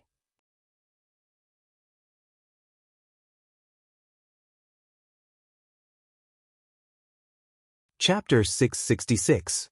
What? Yi Daowen's expression froze, suspecting if he heard wrongly. About the children Yi Daoling's voice contained a hint of comfort. "Let them decide for themselves." "What did you just say?" Yi Daowen asked in a deep voice. Yi Daoling pointed at the thick stone door of the stone room and said in a low voice, "2 people, not wearing cloths Hua." There was an uproar outside the stone room. Everyone who heard the news was dumbfounded. They had an expression of, "How could such a thing happen?" on their faces. No matter how anxious Fang Yen was, he only went in for a short while and Yi Ro was already naked. Moreover, with Yi Ro's personality, how could she do that kind of thing with Fang Yen here? Even if she did it, she would do it in her room. She wasn't that kind of person. It must be Fang Yen who took advantage of his sister's unprepared cousin was unconscious when she broke through. That's why Fang Yen took advantage of it. Fang Yen, this despicable person, I already knew he wasn't a good person. Yi Fengsheng tried to hold it in but still couldn't help but say, "Could it be they were dual cultivating? I heard that dual cultivating can yield twice the results with half the effort." "Pa?" Yi Daoling slapped Yi Fengsheng's head and said, "What dual cultivating? That kind of evil and obscene thing. Our Yi family doesn't have that kind of technique and method to break through. Don't say such words again. If anyone spreads it, I'll skin him alive." "Got it." Yi Fengsheng covered his head and said. The other children of the Yi family also nodded, expressing that they wouldn't spread it. Yi Daowen was dazed at first, then the anger in his heart rose rapidly, causing his face to turn red. His eyes were filled with murderous intent as he shouted, "Move aside. Let me go in and chop that bastard to death." Yi Daoling blocked the door and said, "Big brother, since it's like this, Let's handle it carefully. Carefully? How can we be careful? If it wasn't for the ancestor stopping me, I would have already. How could this happen? Yi Daoling was furious. Yi Daoling smiled bitterly and said, Ro is currently in the breakthrough phase dash. Breakthrough what? They even have the face to do such a thing. Big brother, don't be rash. There might be some hidden secrets. Go in and tie up Fang Yan. I don't care who pleads for him this time, I will fight him to the death. It's not appropriate for us to go in. Yi Daoling said. Let's get an elder to go in. Let third ant go in to take a look and cover them with clothes. Yi Daowen didn't refuse this time. He also felt that it was not appropriate for him or any other male member of the Yi family to go in. After all, the two animals had taken off their clothes. Yi family. In the lobby, Fang Hui was drowsily sitting in his wheelchair. The Vajra eagle was also looking around listlessly. Yi Daowen's face was pitch black like the bottom of a pot. He sat on the Grand Preceptor's chair and drank tea without saying a word. Yi Daoling still maintained the respect of an elder and said in a low voice, Old man, you already know about the matter. Shouldn't you say something? Fang Hui opened his eyes and asked with a blank face, Daoling, what did you just say? Yi Daoling smiled bitterly and said, I said that Fang Yan broke into our Yi family's ancestral hall at night and did that with Wen Wan. If this gets out, will our Yi family still have the face to go out and meet people? Oh, you're talking about that matter. Fang Hui laughed loudly and said, Let them decide their own matters. Our brat and Wen Wan are not people who can't make their own decisions. Why would they not have the face to meet people? Don't be surprised. Elder Fang, your words are so light. Fang Yan smashed the door of our Yi family in the middle of the night, broke into our ancestral hall, and even hugged my daughter Wen Wan. You just said, let them decide, and sent him away? If this happened in your Fang family, I'm afraid Elder Fang wouldn't be happy, right? Fang Hui looked at Yi Daoling with murky eyes and said, Daoling, I know you're angry. This matter was indeed Fang Yan's fault. He was too reckless. If it was another way... Of course, if it was another way, you wouldn't agree to let an outsider enter your Yi family's ancestral hall, would you? Elder Fang, do you think that Fang Yan should naturally enter our Yi family's ancestral hall? That won't do. Absolutely not. Every family has their own rules. Who dares to disturb the ancestors of other families? That would be a great sin. Elder Fang waved his hand and said, No matter how broad his mind was, no matter how much he spoiled his grandson Fang Yan, he still had his own traditions that he wanted to uphold. For example, the glory of the family, the peace of the ancestors, and so on. Therefore, Fang Hui actually didn't approve of his grandson Fang Yan breaking into someone else's ancestral hall. If this kind of thing happened in his Fang family, he would probably fight to the death. The Fang family was weak, so they had to fight to the death. Because that was the only way to protect the honor of the family and the peace of the ancestors. The Yi family's development was like the sun in the sky, so they didn't really care about these things. It wasn't that they didn't care about the honor of the family and the peace of the ancestors, but because they didn't need to use extreme methods to prove something. Even if Fang Yan smashed the gate of the Yi family and barged into the ancestral shrine of the Yi family, no one would say that the Yi family was in trouble or that the Yi family was being bullied. Because the Yi family was confident and powerful. It was precisely because of this that they had to express a magnanimous attitude towards others.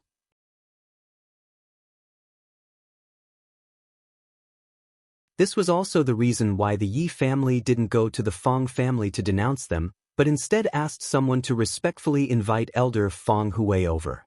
But Fang Yan did, that's why he had to go in. Fang Hui said aloud. Think about it. Is my grandson Fang Yan stupid? Yi Daoling and Yi Daowen looked at each other and shook their heads. That kid was naturally not stupid. Not only was he not stupid, but he was also one of the smartest people in the world. That's why, since he is not stupid, why did he break into your Yi family's ancestral hall in the middle of the night? There must be a reason why he had to break in, right? Elder Fang Hui said. After dinner, that kid accompanied me to enjoy the cool air in the courtyard. Suddenly, he said that he was restless, and then he strode towards your Yi family? What could make him so anxious? It must have something to do with Wenru's seclusion breakthrough. He came for your Wenru. Elder, this is too far-fetched, Yi Daoling retorted. Our Wenru is cultivating in seclusion and is at the critical moment of her breakthrough. Your grandson Fang Yan came to make trouble regardless of anything. According to what you said, our Yi family still owes you a big favor, right? Whether we owe a big favor or not depends on our own conscience. Elder Fang Hui said with a smile, our Fang family doesn't want this. I just think you are making too much of a fuss. This matter hasn't been investigated clearly yet, and you are already convicting him? Yi Daowen was furious and said, isn't this clear enough? We saw it with our own eyes, clearly and clearly. What do we need to understand? Fang Hui yawned and said, you have already tied him up. Beat, scold, kill, or torture, it's up to you. I'm old and my body can't take it anymore. I'm going back to rest. After that, Fang Hui pushed the wheelchair out. Elder, Yi Daoling called out. Fang Hui didn't even turn his head and laughed. If you don't mind, I will find a matchmaker to propose marriage to Yi family tomorrow. Don't even think about it. Yi Daowen said in an evil tone. He was really angry. This Fang family was simply a family of scoundrels. When Fang Hui was pushed home by a disciple, Lu Wan had already gotten dressed and was waiting in the courtyard. Since Fang Yixing left, Lu Wan's sleep was very light.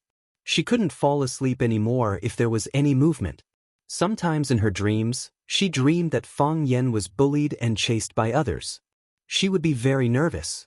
When she woke up, she knew that it was just a dream, but she still felt uneasy in her heart. She sat until dawn. She guessed that Fang Yan would probably get up at this time to exercise.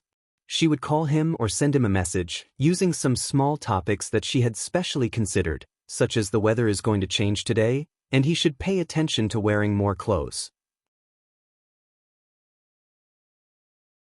It's the winter solstice, and he should remember to eat dumplings. Your grandfather has been in a bad mood recently. You should call him when you have time. She missed and worried about her son all the time. However, she couldn't let him know that she was so concerned. Lu Wan knew that Fang Yan went out in a hurry. She also thought that he was just going to drink and play with the group of children. Lu Juan was quite satisfied with her son. She was even proud of him. He had been independent since he was a child, and he was smart. He could make many decisions by himself. This saved them a lot of trouble as parents. However, when the Yi family came to invite Fang Hui to have a talk, Lu Wan had a feeling of fear. Is it, Fang Yan became enemies with the Yi family again? Lu Wan thought in her heart. Or they don't agree that Fang Yan and Ruru should be together? Lu Wan liked Yiru. She could also see that Yiru liked Fang Yan. Because no matter how others said that Yiru was proud and indifferent, Yiru was gentle and polite in front of her. Yiru even tried to please her. They were both women. Wasn't her intention clear enough? But what on earth happened? Lu Wan looked at her father, Fang Hui. She deliberately suppressed the uneasiness in her heart and asked, Dad, is Fang Yan all right? Fang Hui sat in the wheelchair and waved his hand. He said in a low voice, Fang Yan is a bastard. He went to the Yi family and slept with the girl. Lu Wan was about to say something with worry, but she saw the irrepressible smile on Fang Hui's face. Is he happy?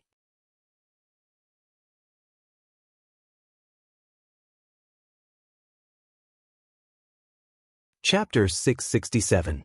Dad, Lu Wan looked at Fang Hui carefully and said with uncertainty, Aren't you worried? The Yi family invited you over so late. They must be talking about Fang Yan, right? They haven't released Fang Yan yet. Will there be any problem? Fang Hui was indeed laughing. At first, he restrained himself, but after he laughed, he became a little unscrupulous and said, Don't you think it's something worth being happy about? Lu Wan thought for a while, but she really didn't understand what was worth being happy about. Her son harmed the Yi family's daughter, and now the Yi family was going to vent their anger on her son. How could she laugh?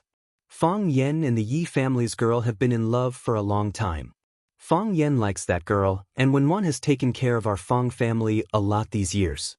She often comes to our house. Fang Yan is a good boy. He is one of the best boys in Swallow Dock.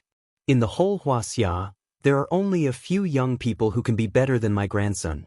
They are all too childish. Although Lu Wan liked others to praise her son, she really couldn't accept it when her father-in-law spared no effort in praising her grandson. This kind of thing shouldn't be said from others' mouth. Lu Wan, you have a good son. Fang Yan is really an excellent young man. Our Xiao is as good as your Fang Yan, and then said some modest words with a smile. While pointing out some harmless shortcomings of her son, she also praised other people's children, saying, "You are good, I am good, and everyone is good." If you dare to say that other people's children are not good, others will not say that your children are good in the future, even if other people's children are not good. Wen Wan is also a good boy. His appearance is perfect, and so is his ability. Why did I beg the Yi family shamelessly? Why did I send my grandson to be humiliated by them? To tell you the truth, I'm doing this for a reason. Ruru is the granddaughter-in-law I've chosen for Fang Yan for a long time. I can't let such a good girl be taken away by someone else. I'll let them get to know each other and settle Yi Ru. Lu Wan wanted to refute her father-in-law. In the past few years, the relationship between Fang Yan and Yi Ro was more than just an exchange of acquaintances. Every year in the competition, Yi Ro never showed mercy to Fang Yan. When Fang Yan mentioned Yi Ro, he always referred to her as that savage woman, that big dinosaur, and that ugly monster. Did this mean that he had decided on his aunt in advance? He felt that things were not so reliable. As if he knew what Lu Wan was thinking, Fang Hui said with a smile, "I know that Fang Yan was wronged a few years ago, but he was not as good as others. If he could beat tenderness and defeat her in a fair and square manner, wouldn't the other side be the one who would suffer? He couldn't beat her. It's reasonable for him to suffer some physical pain. However, there are advantages to not being able to beat her. It can also stimulate his fighting spirit and let him know that there is always someone better than him in the world. He comprehended the heart of Tai Chi at such a young age. I dare say that half of this achievement is due to tenderness. Tenderness did help a lot," Lu Wan echoed.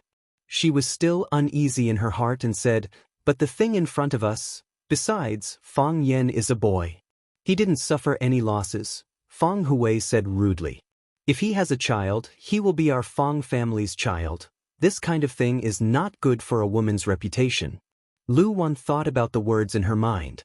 She was born in a scholarly family and had a different way of thinking from these martial arts people. "Fang Yan is my son. I certainly hope for the best for him. I like tenderness too. It's rare to see such a simple and clean girl. However, there are some things that can't be rushed. The Yi family is also a big family. The Yi family is arrogant, and they usually have their eyes on the top of their heads. They feel that they have treated tenderness unfairly. However, Fang Yan is so reckless. He ran into the Yi family in the middle of the night and did such a stupid thing. How can tenderness live in the future?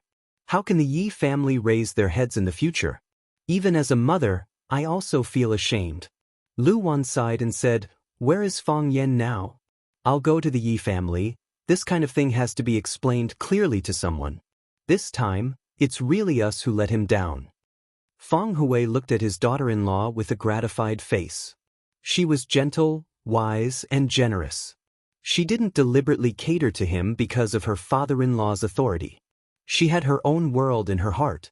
However, she didn't have good fortune. Seeing Lu Wan turning around to leave, Fang Hui sighed and said, "Lu Wan, you don't have to go." "Dad, what do you mean?" Lu Wan slightly raised her eyebrows, not because she was angry, but because she didn't understand why Fang Hui stopped her. Whether it was to bring back her son or to apologize to the Yi family, these two things were very important to her. As a mother, she couldn't delay or neglect them. There's something hidden in this matter. Fang Hui explained aloud. "You know that guy's temper. How can he be such a lascivious person? And even if he is lascivious, he won't smash people's door and break into people's ancestral hall. Fang Yan doesn't have such a strange taste, and our Fang family doesn't have such a bad upbringing. What on earth happened in the middle? I don't know.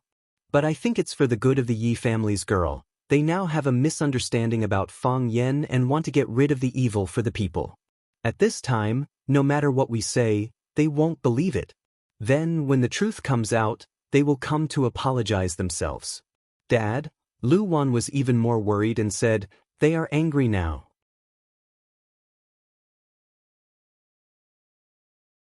If they do something to Fang Yan, they won't. Fang Hui waved his hand and said confidently, "If they really wanted to do something to Fang Yan, they wouldn't have pushed me to the Yi family in the middle of the night. Just wait and see. It will be a good result." With such a thing happening, Fang Yan and Wen Raoan will definitely get married. Then what about the marriage between Fang Yan and Wen Raoan? Fang Hui was silent for a while and then said, "How can the Yi family be willing to let an expert who is about to enter the heavenly Dao realm go?" Back then, they only wanted to find a good wife for their grandson, but they didn't expect that this granddaughter-in-law is too outstanding and unsuitable. Before Fang Yan opened his eyes, he had already smelled the smell of the sun. It was warm, soft and not hot, as if a pair of delicate little hands were stroking his skin. "It's so comfortable." Fang Yan sighed in his heart. He didn't know if he laughed, but he knew that he must be enjoying it very much. Insects chirped and birds chirped. The autumn wind brought the fragrance of flowers, making people want to take a few more breaths. This is a beautiful morning. When Fang Yan opened his eyes, he met a pair of eyes. Yi Daowen, Yi Daoling, Yi Fengxing Yi, and a group of younger members of the Yi family were all staring at him. Fang Yan was stunned for a moment, and then he understood.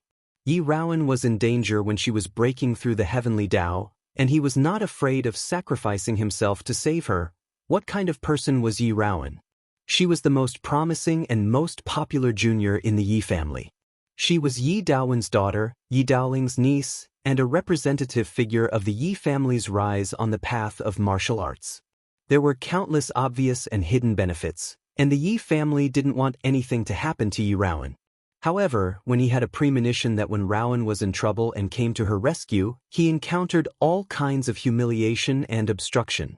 Now that the truth was out, they must be feeling guilty and remorseful, right? Apologize? Yes, an apology was a must. He didn't need to apologize, but if they apologized, it would prove that he was in the wrong, and then he could ask for some small compensation. For example, asking them to agree to marry Yi Raoan to him as his wife? They would definitely feel that his request was too much, and that he was asking for too much. However, if they understood what he had done, they wouldn't have such thoughts in their hearts. That was moving a mountain. Although it was said to be moving a mountain, it was actually moving a grenade that could explode at any time in Yi Raoan's body into his own body. Yi Raoan was safe and sound, but he could die at any time. If it wasn't true love, how could a person be willing to die for another person? Since they already knew that their love for Yi Raoan was true, then what reason did they have to refuse a man who loved Yi Raoan? He smiled at Yi Daowen and Yi Daoling and said, "Uncle, third uncle, why are you here? Don't mind these small things, I just did what I should do." Everyone looked at Fang Yan as if they were looking at a lunatic. This guy made such a big mistake, yet he still had an expression that wanted to be praised. What was he thinking? "Fang Yan, do you still have any shame? What kind of hero is taking advantage of someone's difficulties?" "Fang Yan, if you don't give my Yi family an explanation today." The crowd was agitated, and everyone began to concentrate their firepower on Fang Yan. Fang Yan's expression stiffened again, and then the smile that spread out was filled with endless bitterness. "You guys bullied me like this, I won't easily forgive you later."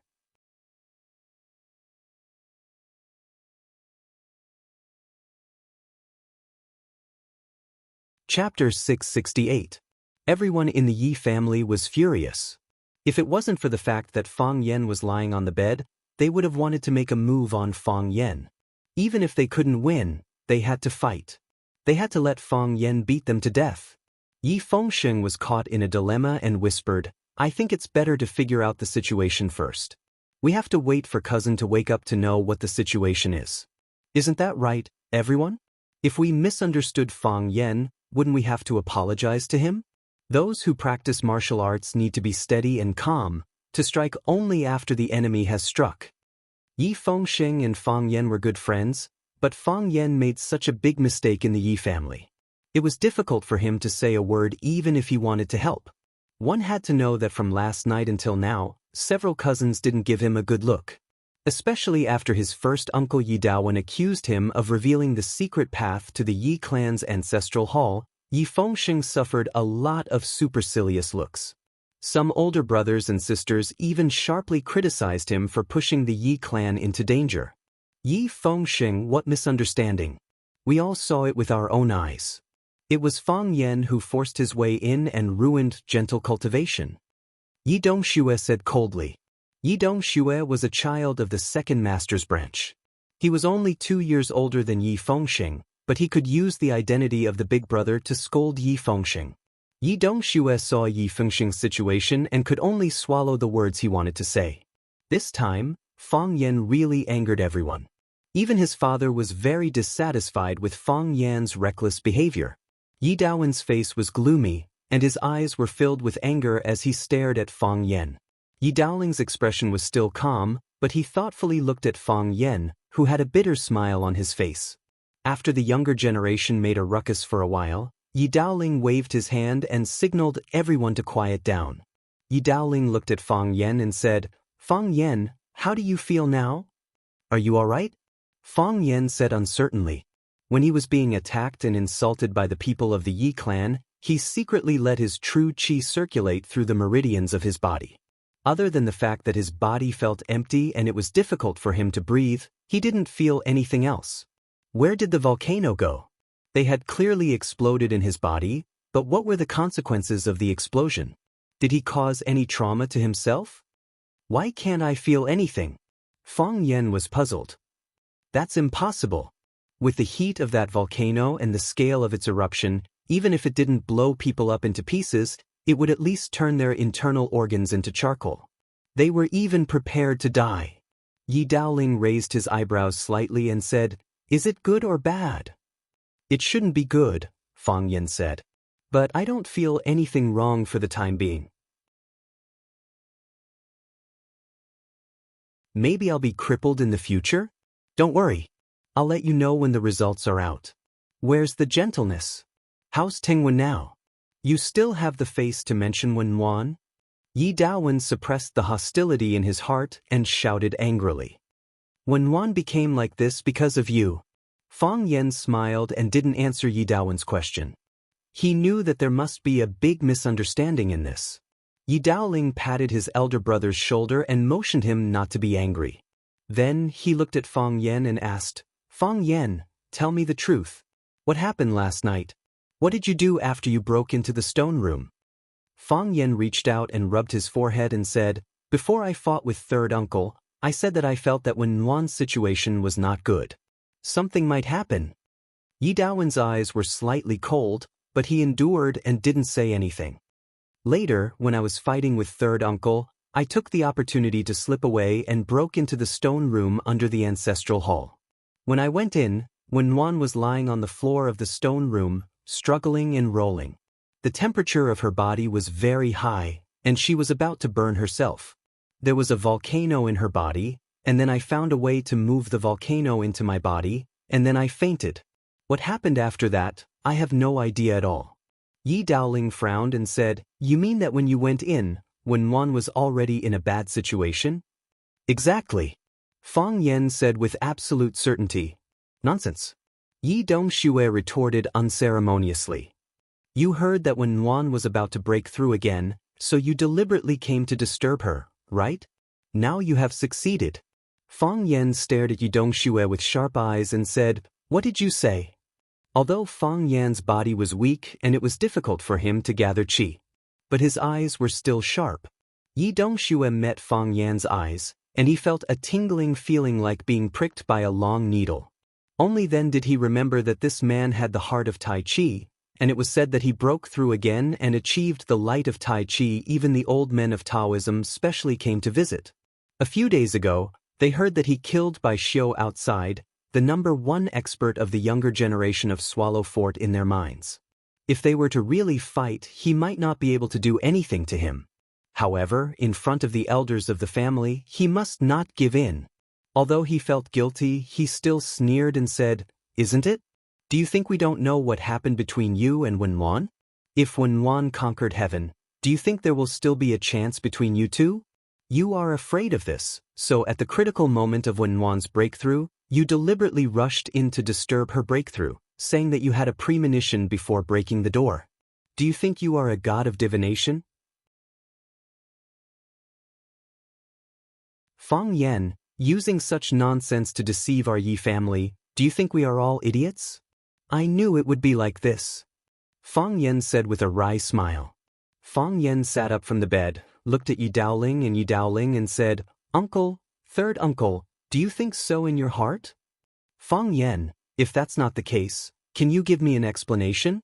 Yi Daoling clenched his fist and shouted in a deep voice. Wenwan's breakthrough in the secret room was supposed to be a foolproof thing. However, you broke the door in the middle of the night and broke in at the critical moment of Wenwan's breakthrough. Fang Yan, don't try to deceive us with the lie that you had a premonition that Wenwan would have an accident. Outsiders don't know how Wenwan is. How can you know? Fang Yan, I originally didn't believe that you would do such a thing. Yi Daoling sighed softly and said, Wenwan was inspired and broke through in the stone room. This is a big thing for our Yi family. As a result, after you broke in, Wenwan failed to break through and has not woken up until now. Fang Yan, if you say that you have no selfishness, I'm afraid it will be difficult to give a satisfactory explanation. Yi Daoling was a smart person, and smart people's imagination was particularly rich. After Fang Yan broke into the stone room, the first person to open the stone door was him. When he saw Yin Wan and Fang Yan hugging each other naked, he mistakenly thought that the two of them had some relationship beyond friendship. Even if they didn't really do anything deep, for a traditional family like theirs, it was enough to scare people.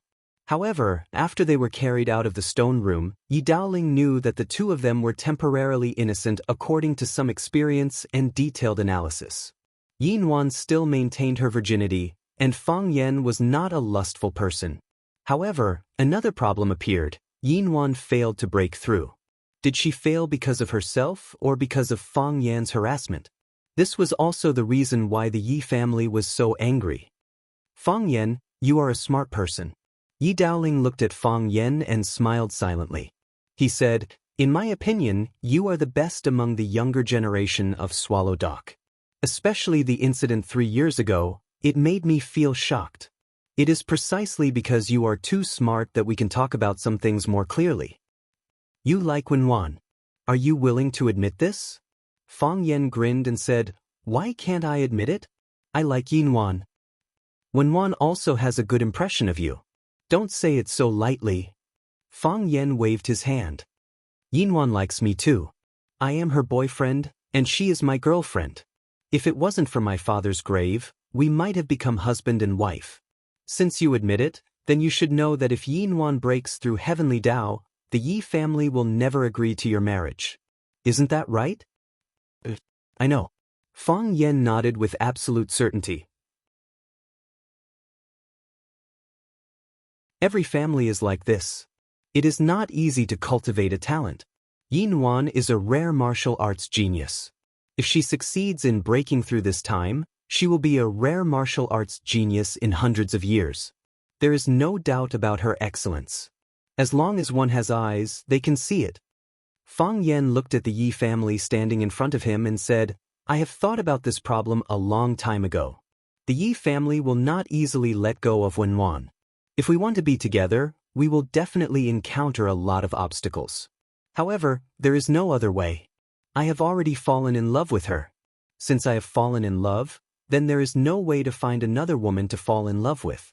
If it is so easy to do, then this kind of love is not love. This kind of love is not worthy of Yin Wan. What else can I do? Fang Yan shrugged his shoulders and laughed self-deprecatingly. He said, as long as you don't kill me or cripple me, I will marry her as my woman. This is something that has been decided a long time ago. It has been decided 3 years ago. I will not change and she will not change, so only you can make some changes.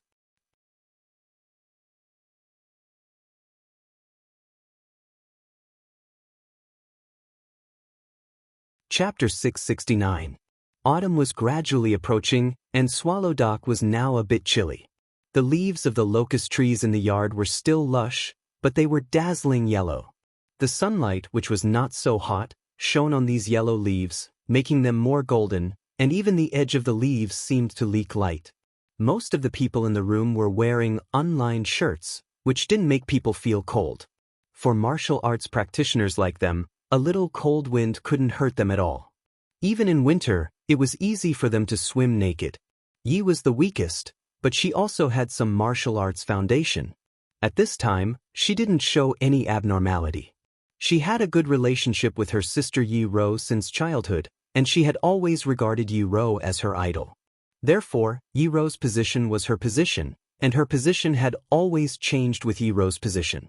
When she just learned that Sister Ro and Fang Yan were in love, she rejected it in her heart, and even questioned Sister Ro's choice to her face. She thought that Fang Yan didn't deserve Sister Ro. As for who could deserve Sister Ro, she didn't have a specific name or outline in her mind. She just thought that it should be someone more excellent and powerful than Fang Yan.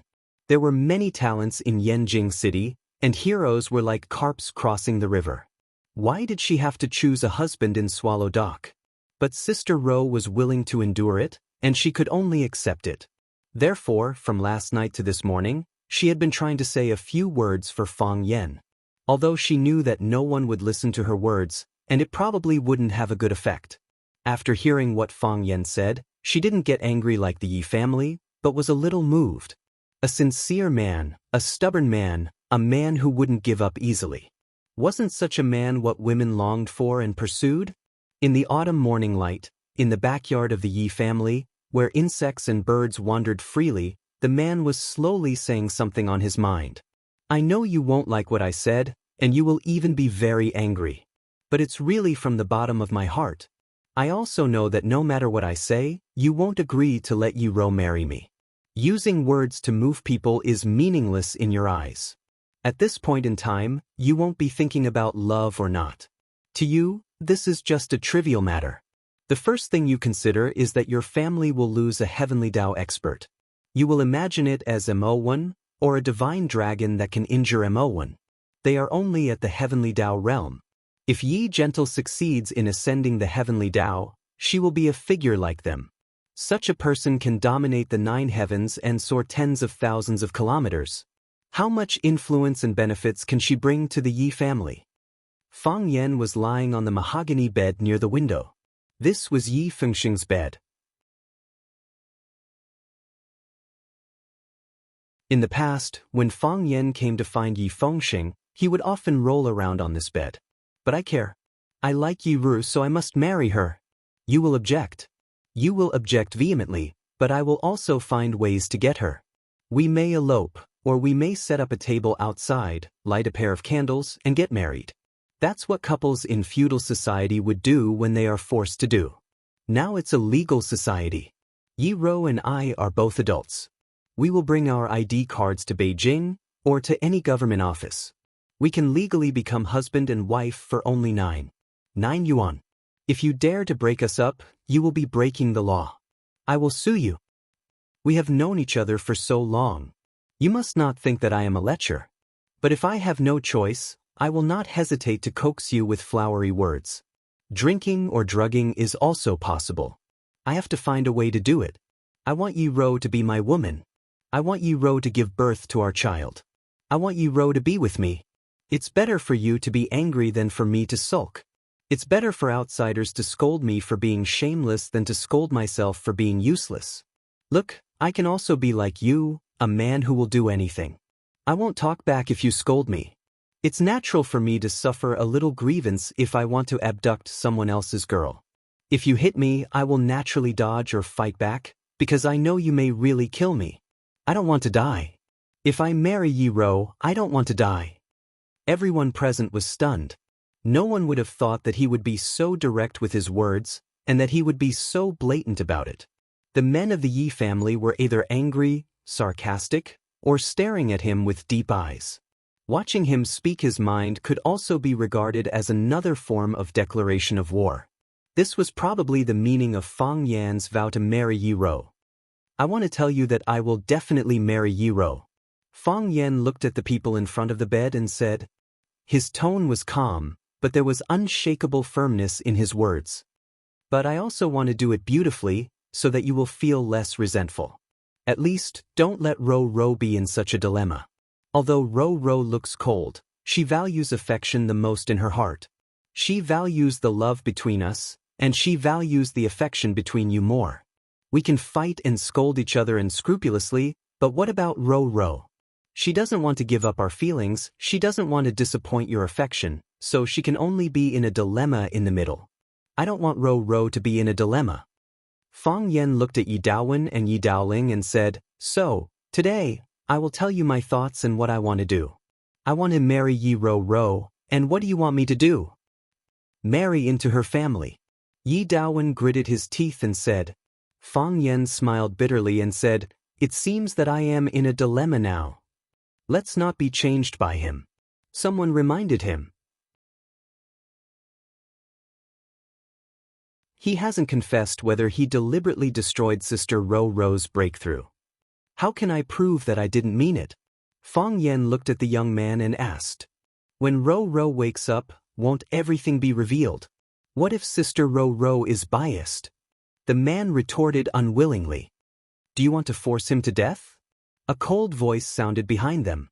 Everyone turned around and saw Yi Ro in black standing behind them, coldly glancing at the people in the room.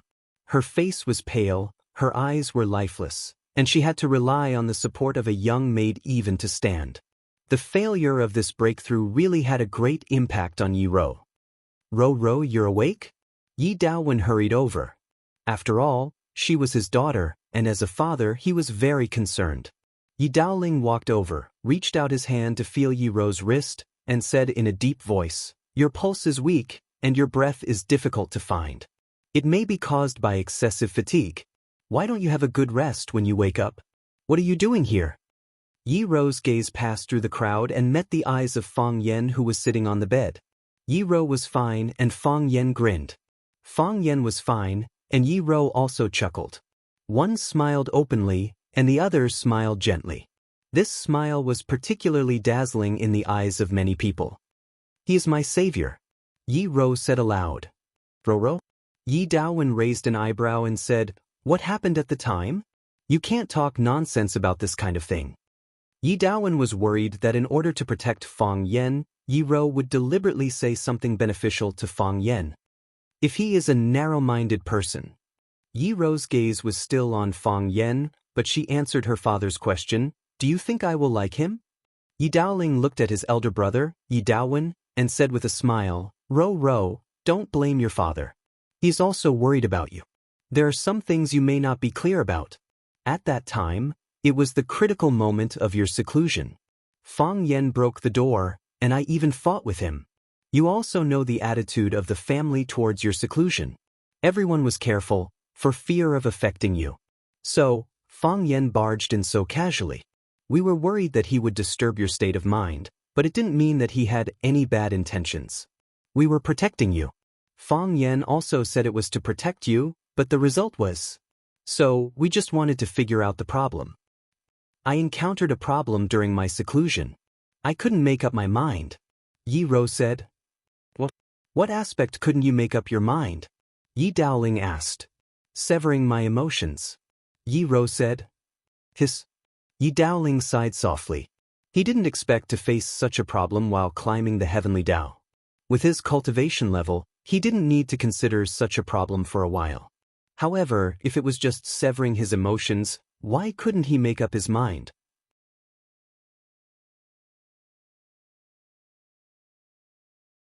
One had to know that the heavenly Dao was the only great Dao in the world.